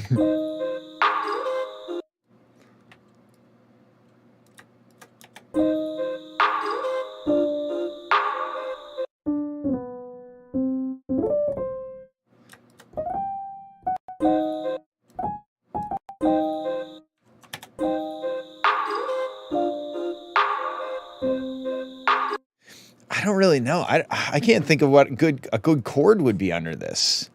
No, you got to type it in yourself. I am not a professional streamer.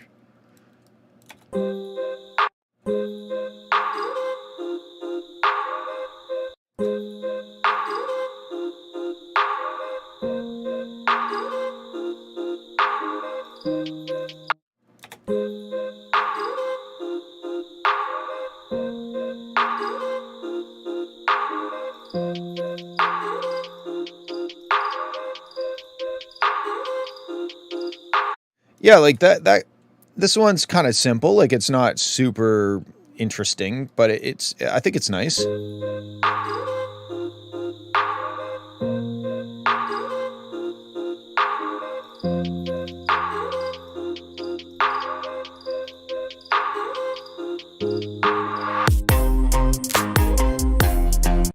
So like maybe your guitar, instead of playing along with like the vocal thing, could play chords. And I would probably not use the fake guitar. I know that it's I'm just not a big fan of fake guitars.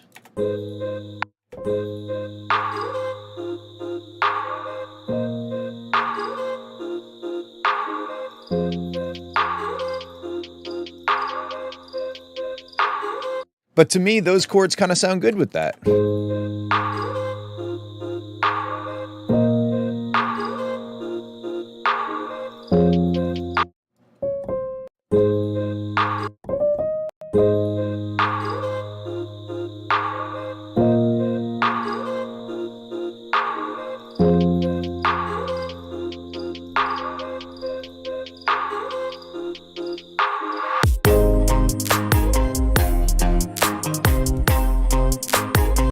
So when you bring in that guitar and you're playing it down low in the register, it takes on kind of the role of a bass line, and it kind of informs the listener what the chord structure of the song should be. And that's kind of what's throwing me off, because it's just playing what is kind of a melody / harmony that's floating above where the chords should be, but now it kind of anchors the song in those specific notes.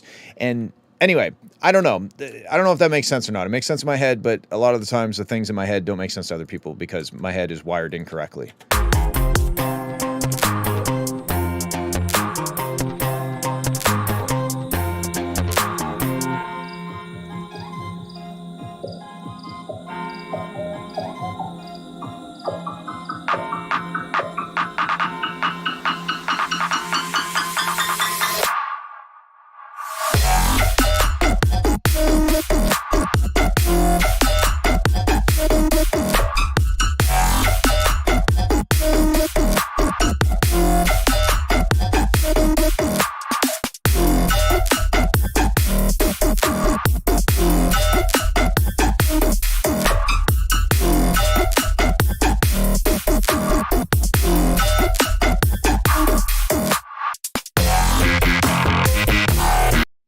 Yes, the submissions are closed for today. I cut it off at 20 so that I'm not here all night. But I do it every Friday, so you can submit next week if you like. I like this drop. I think that the the fake guitar, although I like the notes it's playing, I think it's the weakest part of the song so far. I really like this. I think that's sick, and I like this.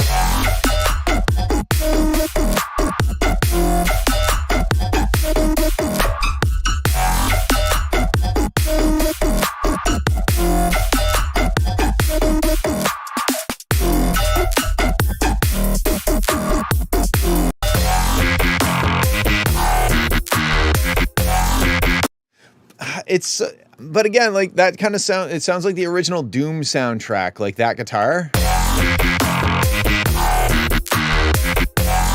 It certainly gives it a unique vibe. I'll give you that. It sounds like a Multifox song with that kind of guitar thing going, but I'm not sure that it's the best sound you could use.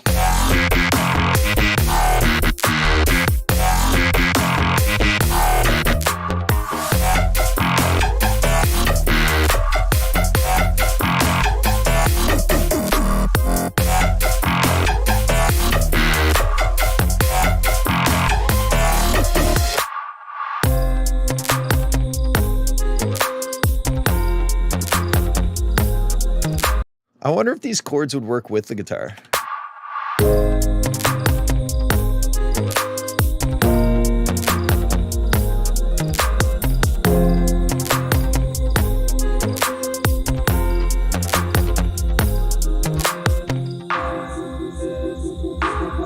I don't know. I mean, the chords are, well, they're probably gentle because they're being played on Lab's piano, but there might be a little too gentle for the song now that I've heard it, but I do like them. I like the chord progression with the soft vocal kind of chop thing.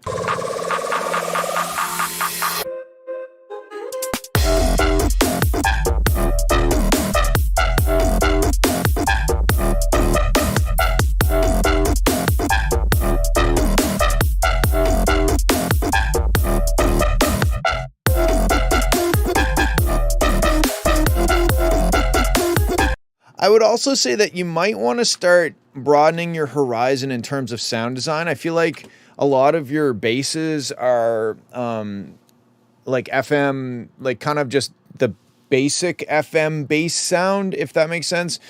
And that's okay to use those sounds, like that is a sound. But I think that if you mixed in a little bit of other, you could still use FM synthesis, but I don't know if you're using like if you're using FM8 or if you're using just like Serum with the FM abilities of Serum. But there's some tricks that you can do in FM8 to get a bit broader of palette of sounds to use, if you know what I mean. Because I find that a lot of the tracks that you use, or a lot of the tracks you send in, use a very similar bass sound where it's just kind of like a low sine wave being modulated by a higher frequency sine wave, and then that's like the sound. You know what I mean? Like it's kind of a classic FM bass sound. And again, that's okay to use that. That is a sound that you can use, but I feel like if you mixed in some different bass sounds, or you experimented a little bit more with FM synthesis and found, what if I use noise to FM synthesize, or what if I have a really low frequency sine wave and I modulate it with this high frequency sine wave, but then I modulate the high frequency sine waves with the low frequency sine wave, so it's kind of self-modulating. Like there's all kinds of different modulation time is okay. Yeah, no, that's fine. I'm just saying, like, yeah, you can still use FM and get away from that specific sound, or use FM in combination with something else. But I would say you probably should start trying to, you can use this as your staple sound. This can be like your comfort zone where you go to, but to find what's on the outskirts of this FM sound, Modulating Serum parameters with the oscillator. Oh, interesting. Yeah, I forgot you could do that. Do you use Serum to make these patches? Because that also could be what's holding you back. Because with Serum, you really can only do like 3, I guess technically 4 oscillators that you could FM with, because you have Yeah, FM is frequency modulation, which is just a vibrato that's being played at an audible rate, and that's all FM synthesis is.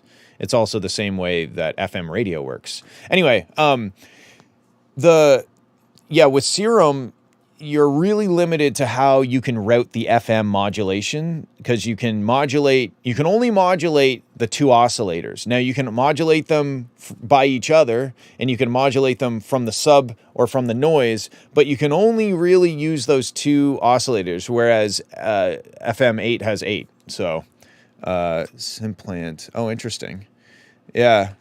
Yeah, that's interesting. I would look into getting FM8. It might be super cheap now because it's like, 15 years old or something. It might not cost much money. But FM8 is great for FM synthesis. I haven't actually used it in forever. I really wish my keyboard worked. You have FM8. Oh, there you go. Dude, that's all you need. You go to the expert tab and here we go. You can modulate anything by anything. So if we have oscillator A and we want to oscillate oscillator B or C, then we do that. Now A is modulating C, right?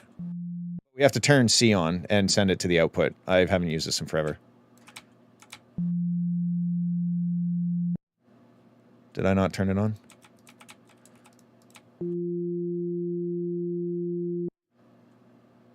Did I not turn A on? Oh, I had to right click it. There we go. And then you can also do things like and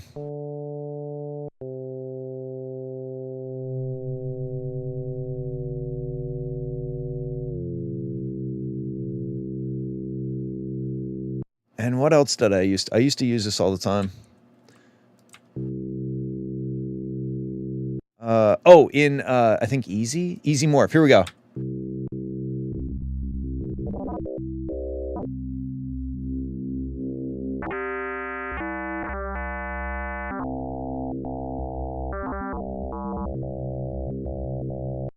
Doesn't sound like true FM. Well, it is.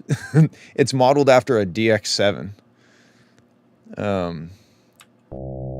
Yeah, you can get some pretty cool sounds. Like if you make a complicated patch, like we can self-modulate.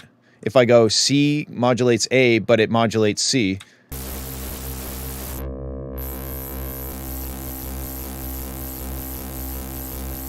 And then let's get B in the mix. Why not?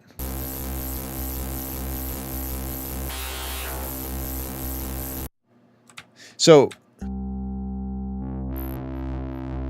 now that I have kind of a more complex sound, I mean, it's not really that complex, but if I go here,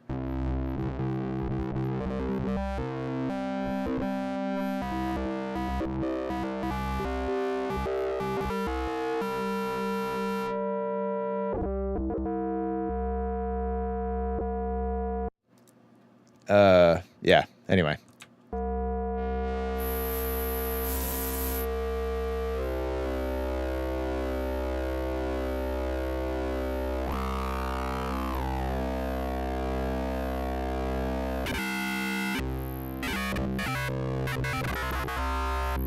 I just remember, like, sometimes you'll have a sound that doesn't sound very interesting, but if you sweep one value at a time over this harmonic, it like, you can see it up here, like it shows you the harmonics, and you can see how much it changes each individual.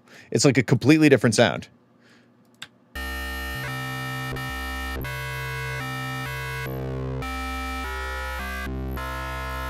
So there's definitely cool stuff. There's something else I used to use in here too. I just don't remember what it was. It's been so long since I've done like sound design. Anyway, yeah, I would play around with FM8. It's a very powerful synth if you fuck around with the right things.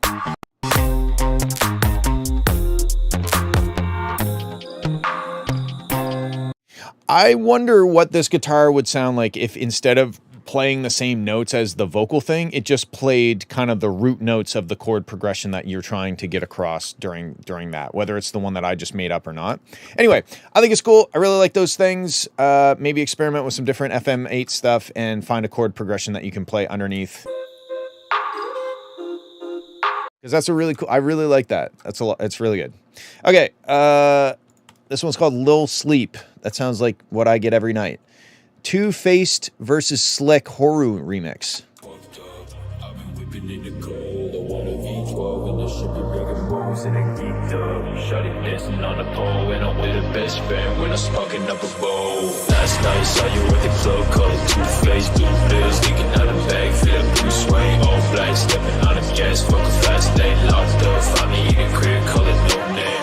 I'm a dope name, shawty like a goldfinch, rolling in the fender with a baddie, sipping champagne, smoking propane, walking with a switchblade, shawty run up on you with a chopper, it's a cold place. 2 feet covered Louis V, I'm feeling iced out, bad bitch, fucking in the back, we got the lights out, 19, seen a lot of shit, I hear the gun sounds, 2-6, all about my I'm tired of reality, I show you what you never see. I'm walking in the spot with head of bitches, smoking head of weed, and shawty got me tripping.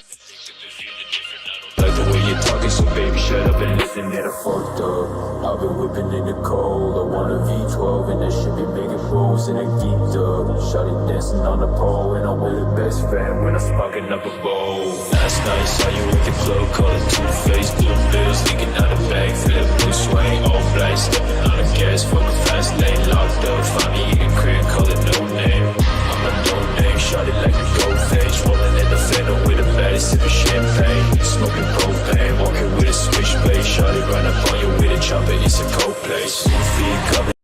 That was 100% FL's choice, but I'm glad that it chose that to... But there was some cool stuff in it, though. I will say that.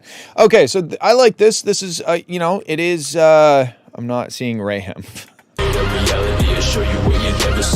I find that the snare and the S's on the vocal, if I were to kind of nitpick, because I feel like this sounds pretty good for this style of music, like it's very, I don't think anything really needs to change drastically, but when I'm listening at a loud volume, I find the snare kind of hits me a little bit hard, and every once in a while, he'll say a word with an S in it, and it'll be a bit painful.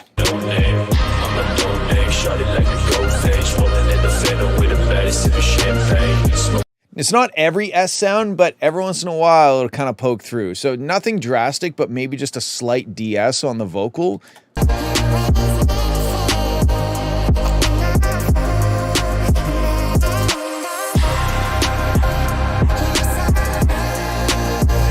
And then maybe the snare could just come down just a tiny bit, or even just it's like in that 3,000 hertz range. I think that it's kind of bothering me a bit.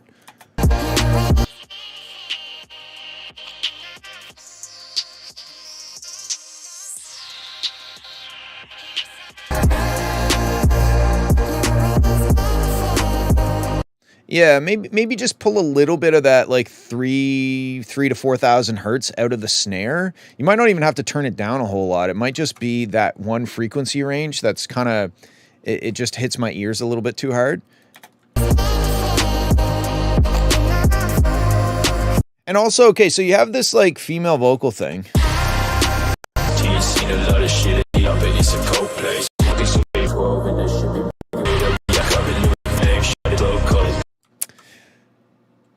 I feel like you could probably use it at the very least in the intro. Like, I don't know. It's really cool. I really like the female vocal.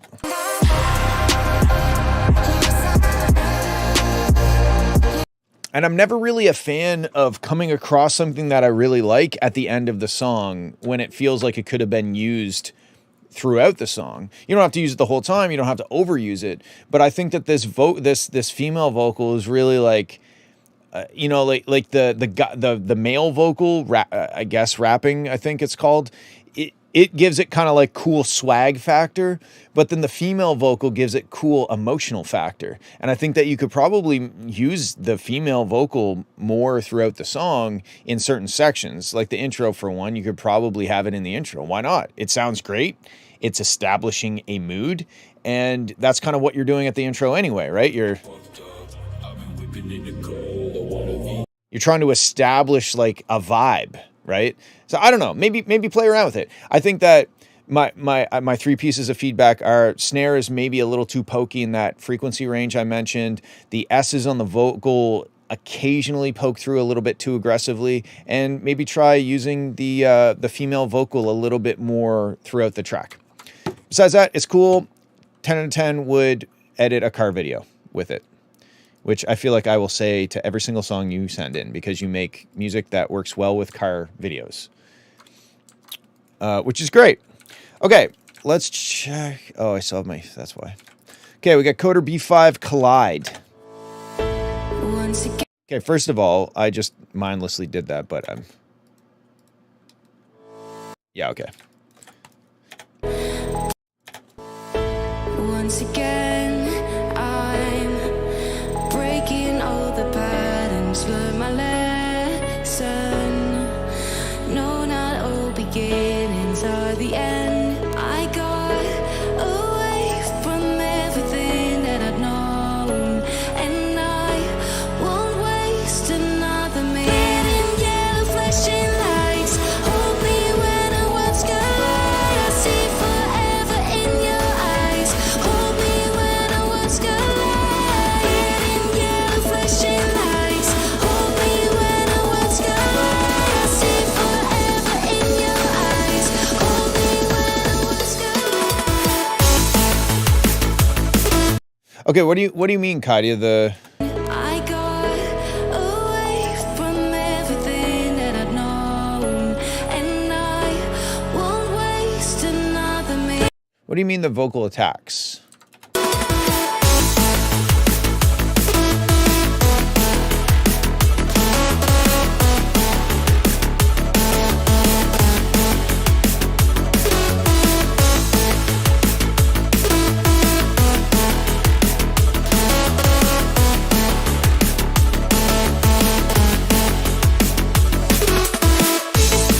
I really like this melody a lot. It's really good. The melody with the chord progression, it just sounds like it's like, I feel like I'm emotionally connecting with something.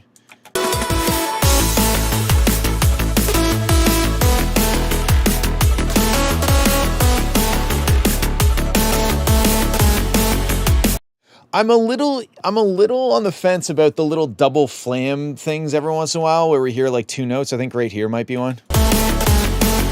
Bum, bum. Like it adds a little flavor to it, but I don't know. I don't know if it's kind of like cilantro. I like how it went into the drop of the vocal singing into it. Oh yeah, she's kind of like belting over it. Yeah. Now the plosives. By the end, I got away from everything that I'd known, and I won't waste another minute in yellow flashing lights. Hold me when I once got light. I see. I'm not really hearing the plosives that you're talking about. I hear like some S's that are kind of poking through maybe a little bit aggressively, but yeah, I'm not sure.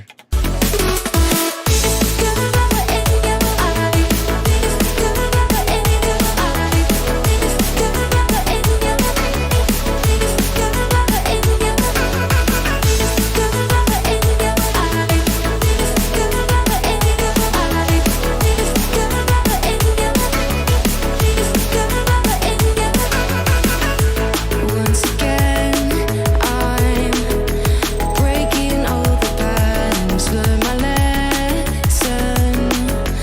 No, not all beginnings are the end. I got away from everything that I'd known, and I won't waste another minute in yellow flashing lights. Hold me when I once got light. I see forever. Okay, so right here, and this feedback also goes for like the first part here, like the intro, or not the intro, but the build up. So when that happens, I would strip the track back more. You kind of have, let's listen.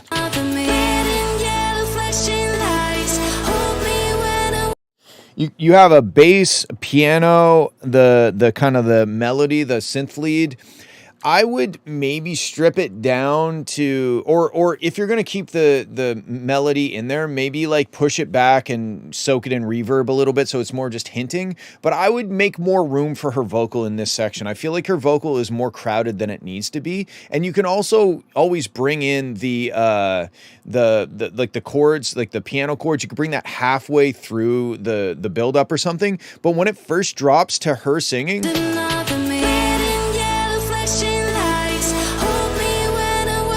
it could 100% just like be a respace with her singing, and maybe the piano, if it's just playing chords and not doing like stuff. If it's just playing the chords and then playing the next chord, you could maybe do that. But I would almost want the only thing that's not a bass or a chord is the vocal, and that's it. And then, you know, halfway through, you could start maybe bringing in some of the other, so you could start teasing in the melody, maybe reverb it out, but hold off till halfway through.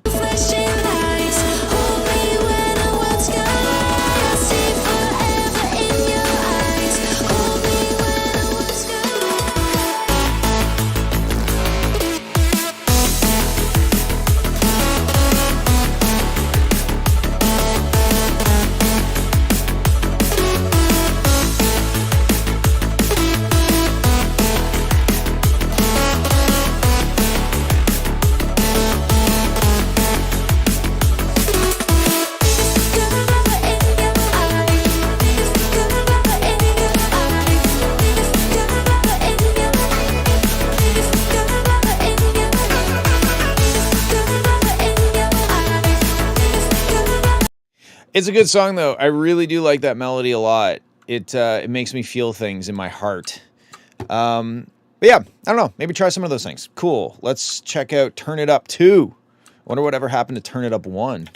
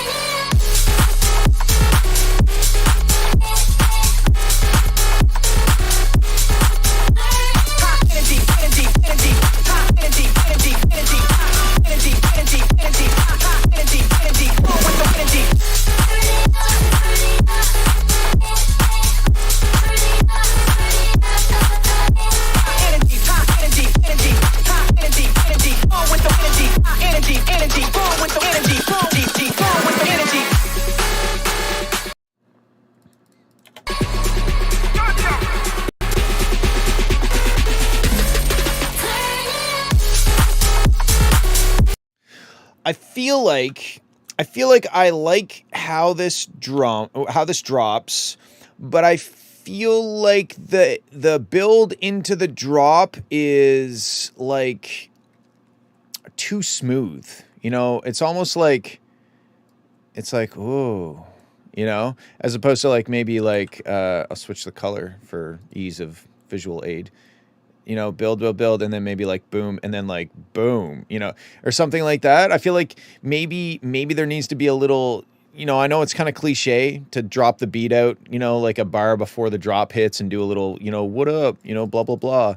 But I do think that this, at least in theory, would make the drop hit harder. I just find that you almost, it sounds like you faded in the drop as opposed to dropping the drop. And it's not drastically bad or anything like that, but that's right now, I think the main thing that stuck out to me is just that, like, the drop hit and it's like, okay, this has got lots of energy, I'm moving, like, yes, but the way that it transitioned from the build to the drop just didn't pay off like I wanted it to, if that makes sense. Anyway, let's keep going.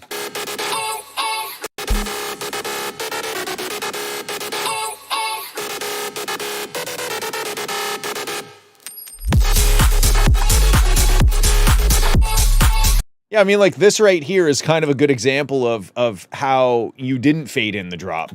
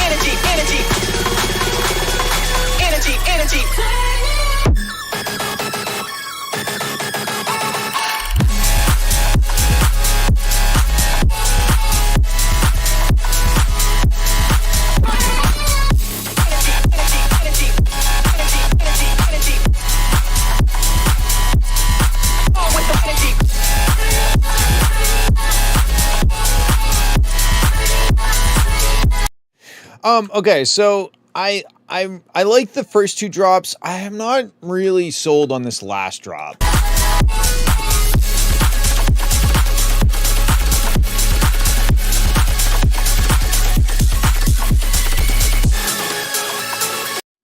It's not like bad or anything, but it kind of just sounds like drums and then kind of noise that's like sustaining, like sustained noise that's being sidechained to the drums. I don't feel much rhythm or kind of any sort of, not, I don't want to say melody because that implies notes changing, but even melody in terms of the rhythm of the notes, like a, I don't know, there's a word, can't think of it right now.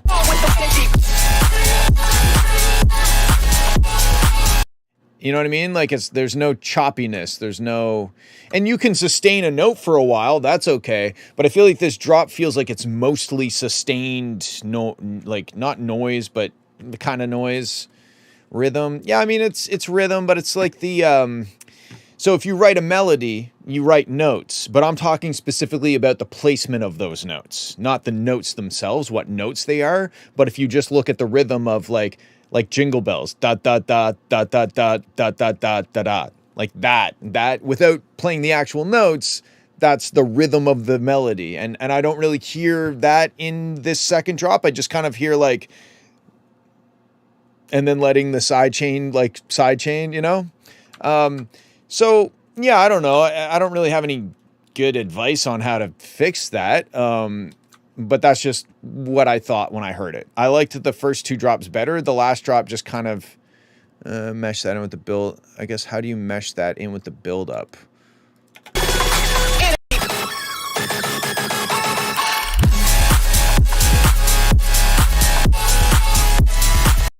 What? No, I don't think that really plays into it, because you could sustain. Okay, so you could sustain like for the first four, I think. Okay, so you could sustain that for the first 8, but then have like da dun da dun da dun da dun da da, or some sort of rhythm, something that has some rhythmic information in it. You know what I mean? Like you could sustain it for a while, and that's the call, and then the response is da dun da dun dun dun da da da da dun da dun dun da, or whatever. I just made that up, but you see what I'm saying. If you love it being sustained the entire time, then just keep it that way. I'm just telling you that that's kind of what I heard when I listened to it. But yeah, I think it's great, dude. I think that if you maybe made that first drop hit a little more intentionally and less kind of like, and here's the drop, you know, and then a few other notes that I had that I can't really recall off the top of my head right now. But I think it's cool. It's high energy, and I think it would go well. The mix sounded good.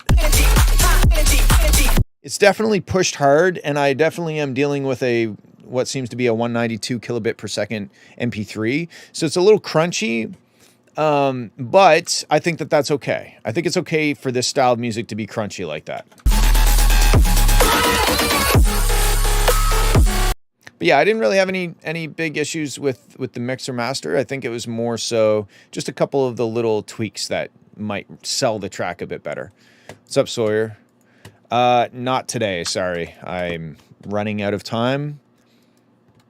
It's not the way that the inflection in my voice probably led you to believe that there was another set of words that were going to come after that, but there isn't. I'm just running out of time, period. Okay, let's check out Fluxtroid. Don't explain. Mostly the same. Okay. I'm going to change the tempo. There we go.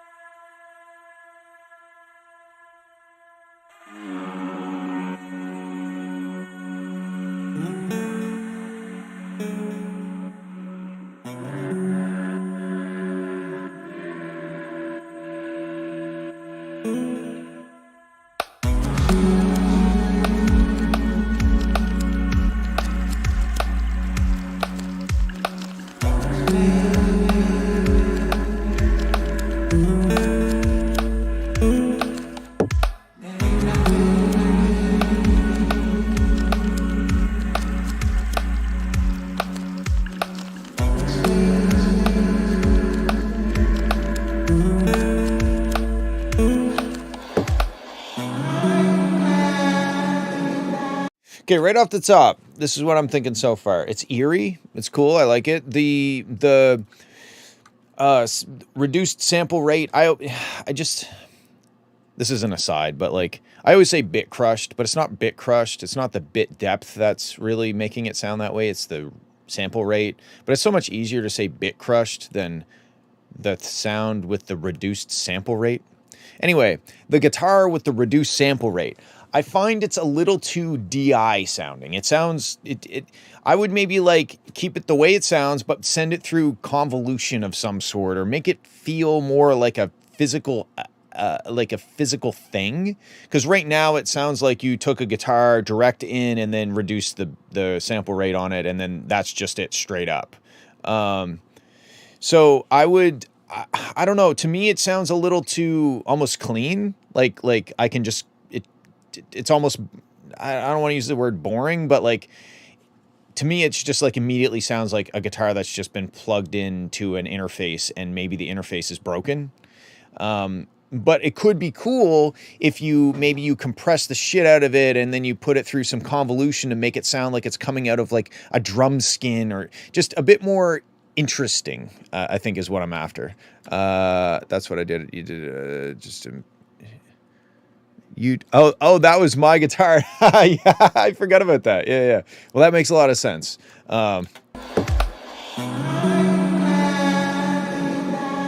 That's so funny that I just totally forget, even though you reminded me like an hour ago. But yeah, I totally forgot that was the guitar part.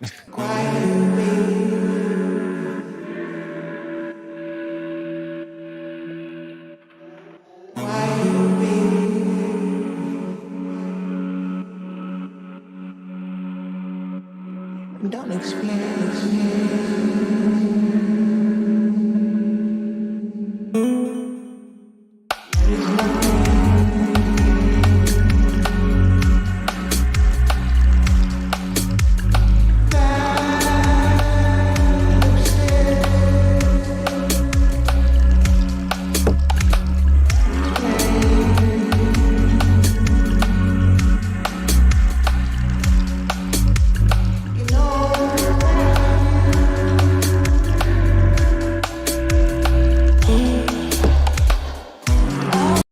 Right, but what I'm saying is, imagine, and you can do this with convolution, or you could do it like the old-fashioned way. Imagine taking that guitar part, sending it to a guitar amp, and putting the guitar amp in a gymnasium and then recording it, or putting it in a hallway and then recording it, or, you know what I mean? Like to give it a bit more of like a tangible vibe, as opposed to just straight guitar off the DI with some crunchiness at the top, to give it something that sounds like it could have existed in the real world. That's kind of what I'm after, or that's what I'm trying to say.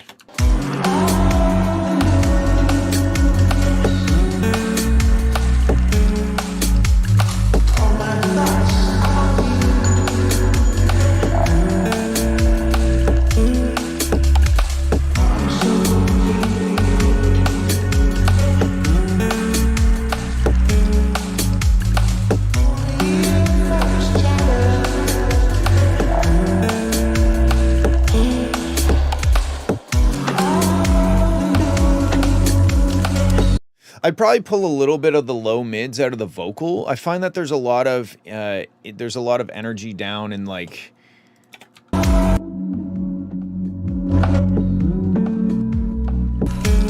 down in this range, and I think the vocals are contributing to a bit of this, especially with the reverb.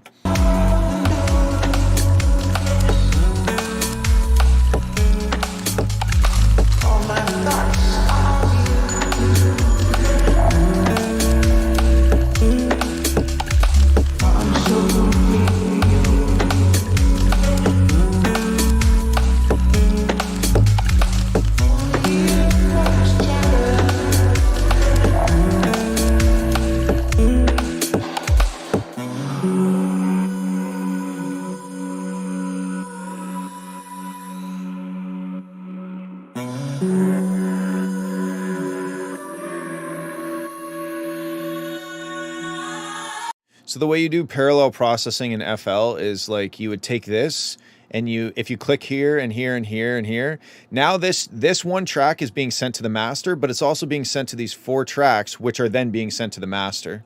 So that's how you would do parallel compression. Now, if you wanted to send this into a bus, you would right click and do route to this track only, and then it takes it away from the master and sends it through this to the master. But, oh, okay, you know how to do it, you just don't want to do it, or it scares you. I understand. Okay. Yep. Sorry, there we go. Okay.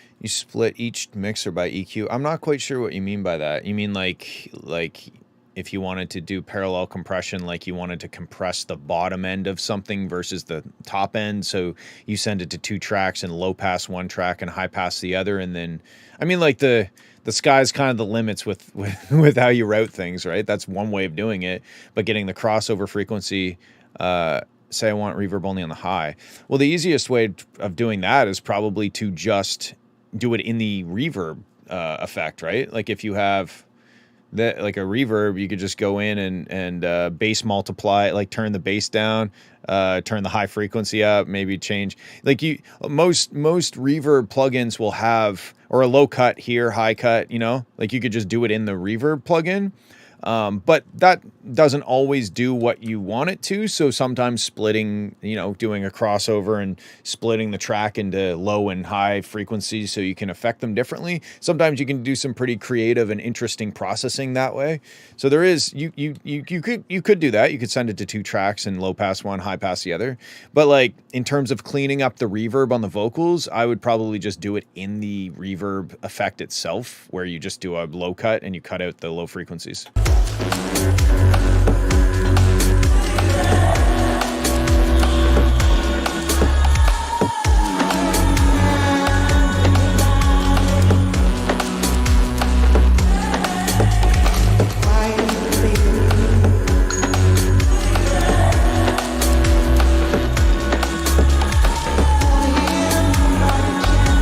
But I really like this track. It's kind of Massive Attack. I probably said that. I don't remember saying that, but I'm assuming I probably said it's very Massive Attack last time.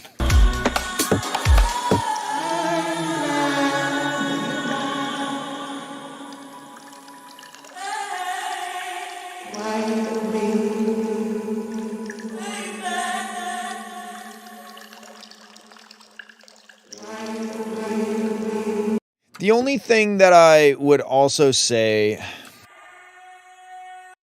this intro is like 30 seconds. I don't know.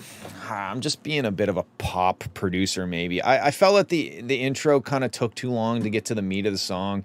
Maybe if the intro had, maybe the intro length is okay. Maybe more atmospheric stuff or something that like, something that gives the impression that we are moving towards something. Because for the first 30 seconds of the track, I'm like, where's this going? You know? It's not that long.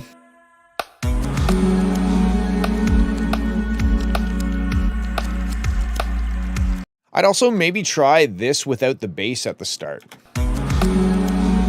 Because dun-dun-dun, but then the bass is playing a slightly different note, and in the context of the song it makes sense, but right off the hop here, I remember when I first listened to that section, I was like, is the bass playing the right note? Like I couldn't quite tell if the bass was playing the right note, and the relationship between the bass and the guitar that's playing is a bit. The bass is me blowing on the top of a bottle. Oh, that's cool. Yeah, the relationship between the note on the guitar and the bass note is kind of a bit complex, and once you're into the song, it kind of makes sense. But right there, I couldn't quite catch what key the song was in. You know what I mean? Like, I'm not quite sure. It's almost like the it's almost like the bass is playing like a power chord or something. The bass on the drop is serum. Okay, that's cool. Yeah. So I don't know. Maybe try building it like this.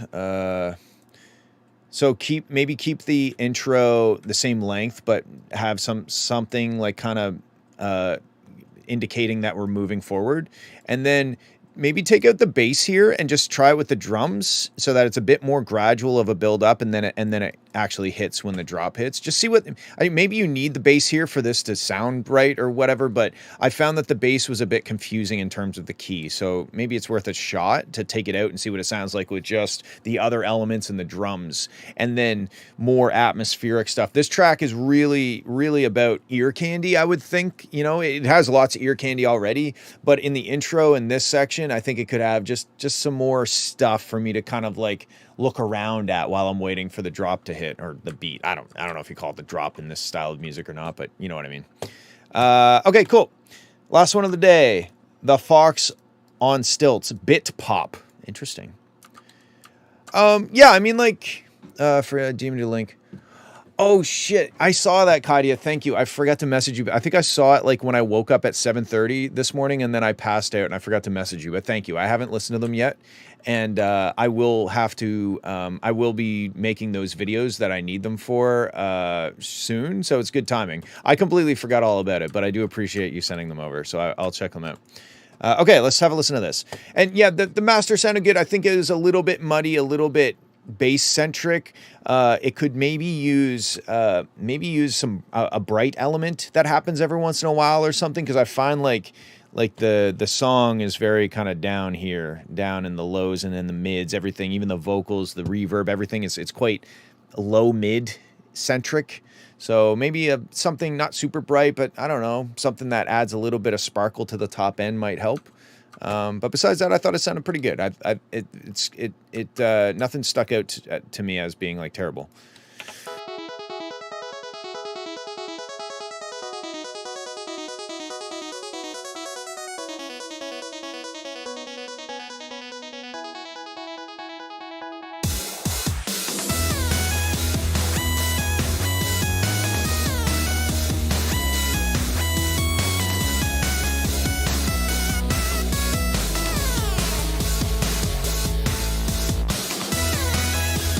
Okay, I almost really like this chord progression. Oh, shit.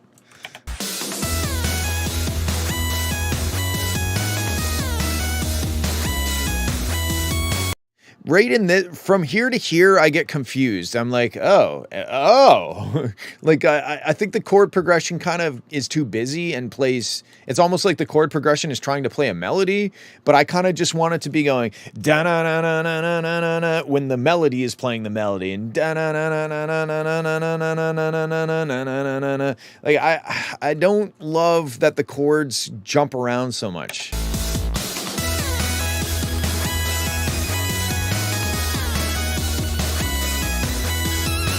Yeah, just that section right there, I don't like. Because it kind of sounds like it's going down to a place to build tension, but then it immediately resolves back up to the chord that makes it feel resolved. I don't know how else to say that.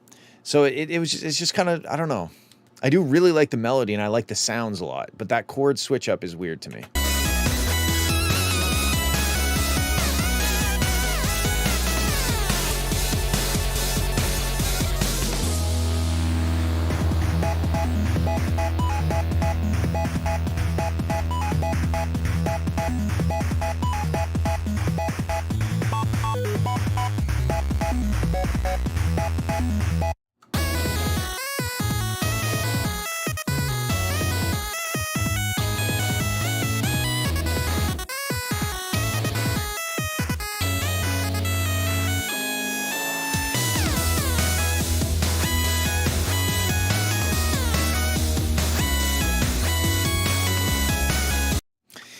Dude, I like this so much, but the chord change up bothers me.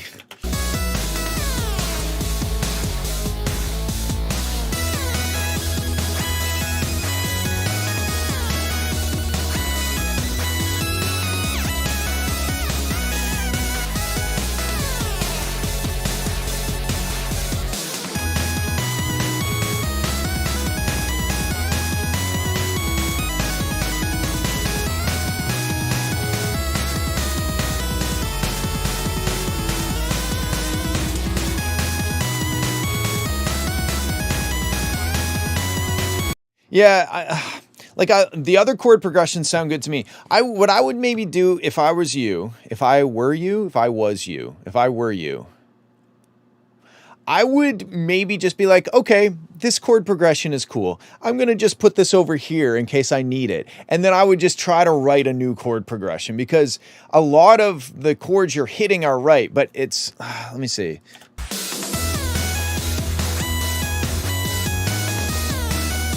I think it's the da-na-na-na, the one that, okay.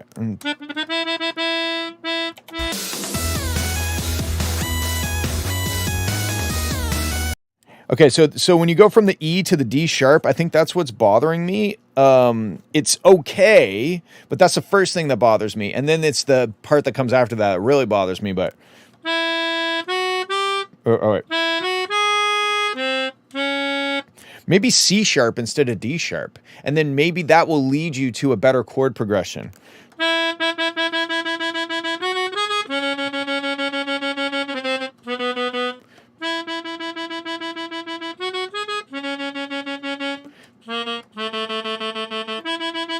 Yeah, maybe. Or something like that. I don't know how that would work with your melody, or if that's maybe a little too 4-chord, like normal-ish, but I don't know.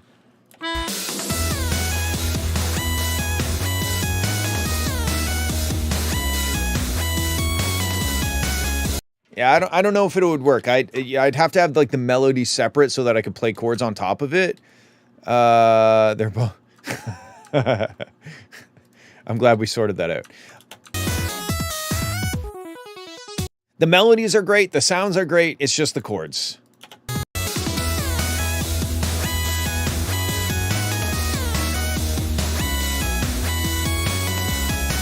Maybe the D sharp is fine. Maybe it is just that weird switch up after the D sharp that's messing with me.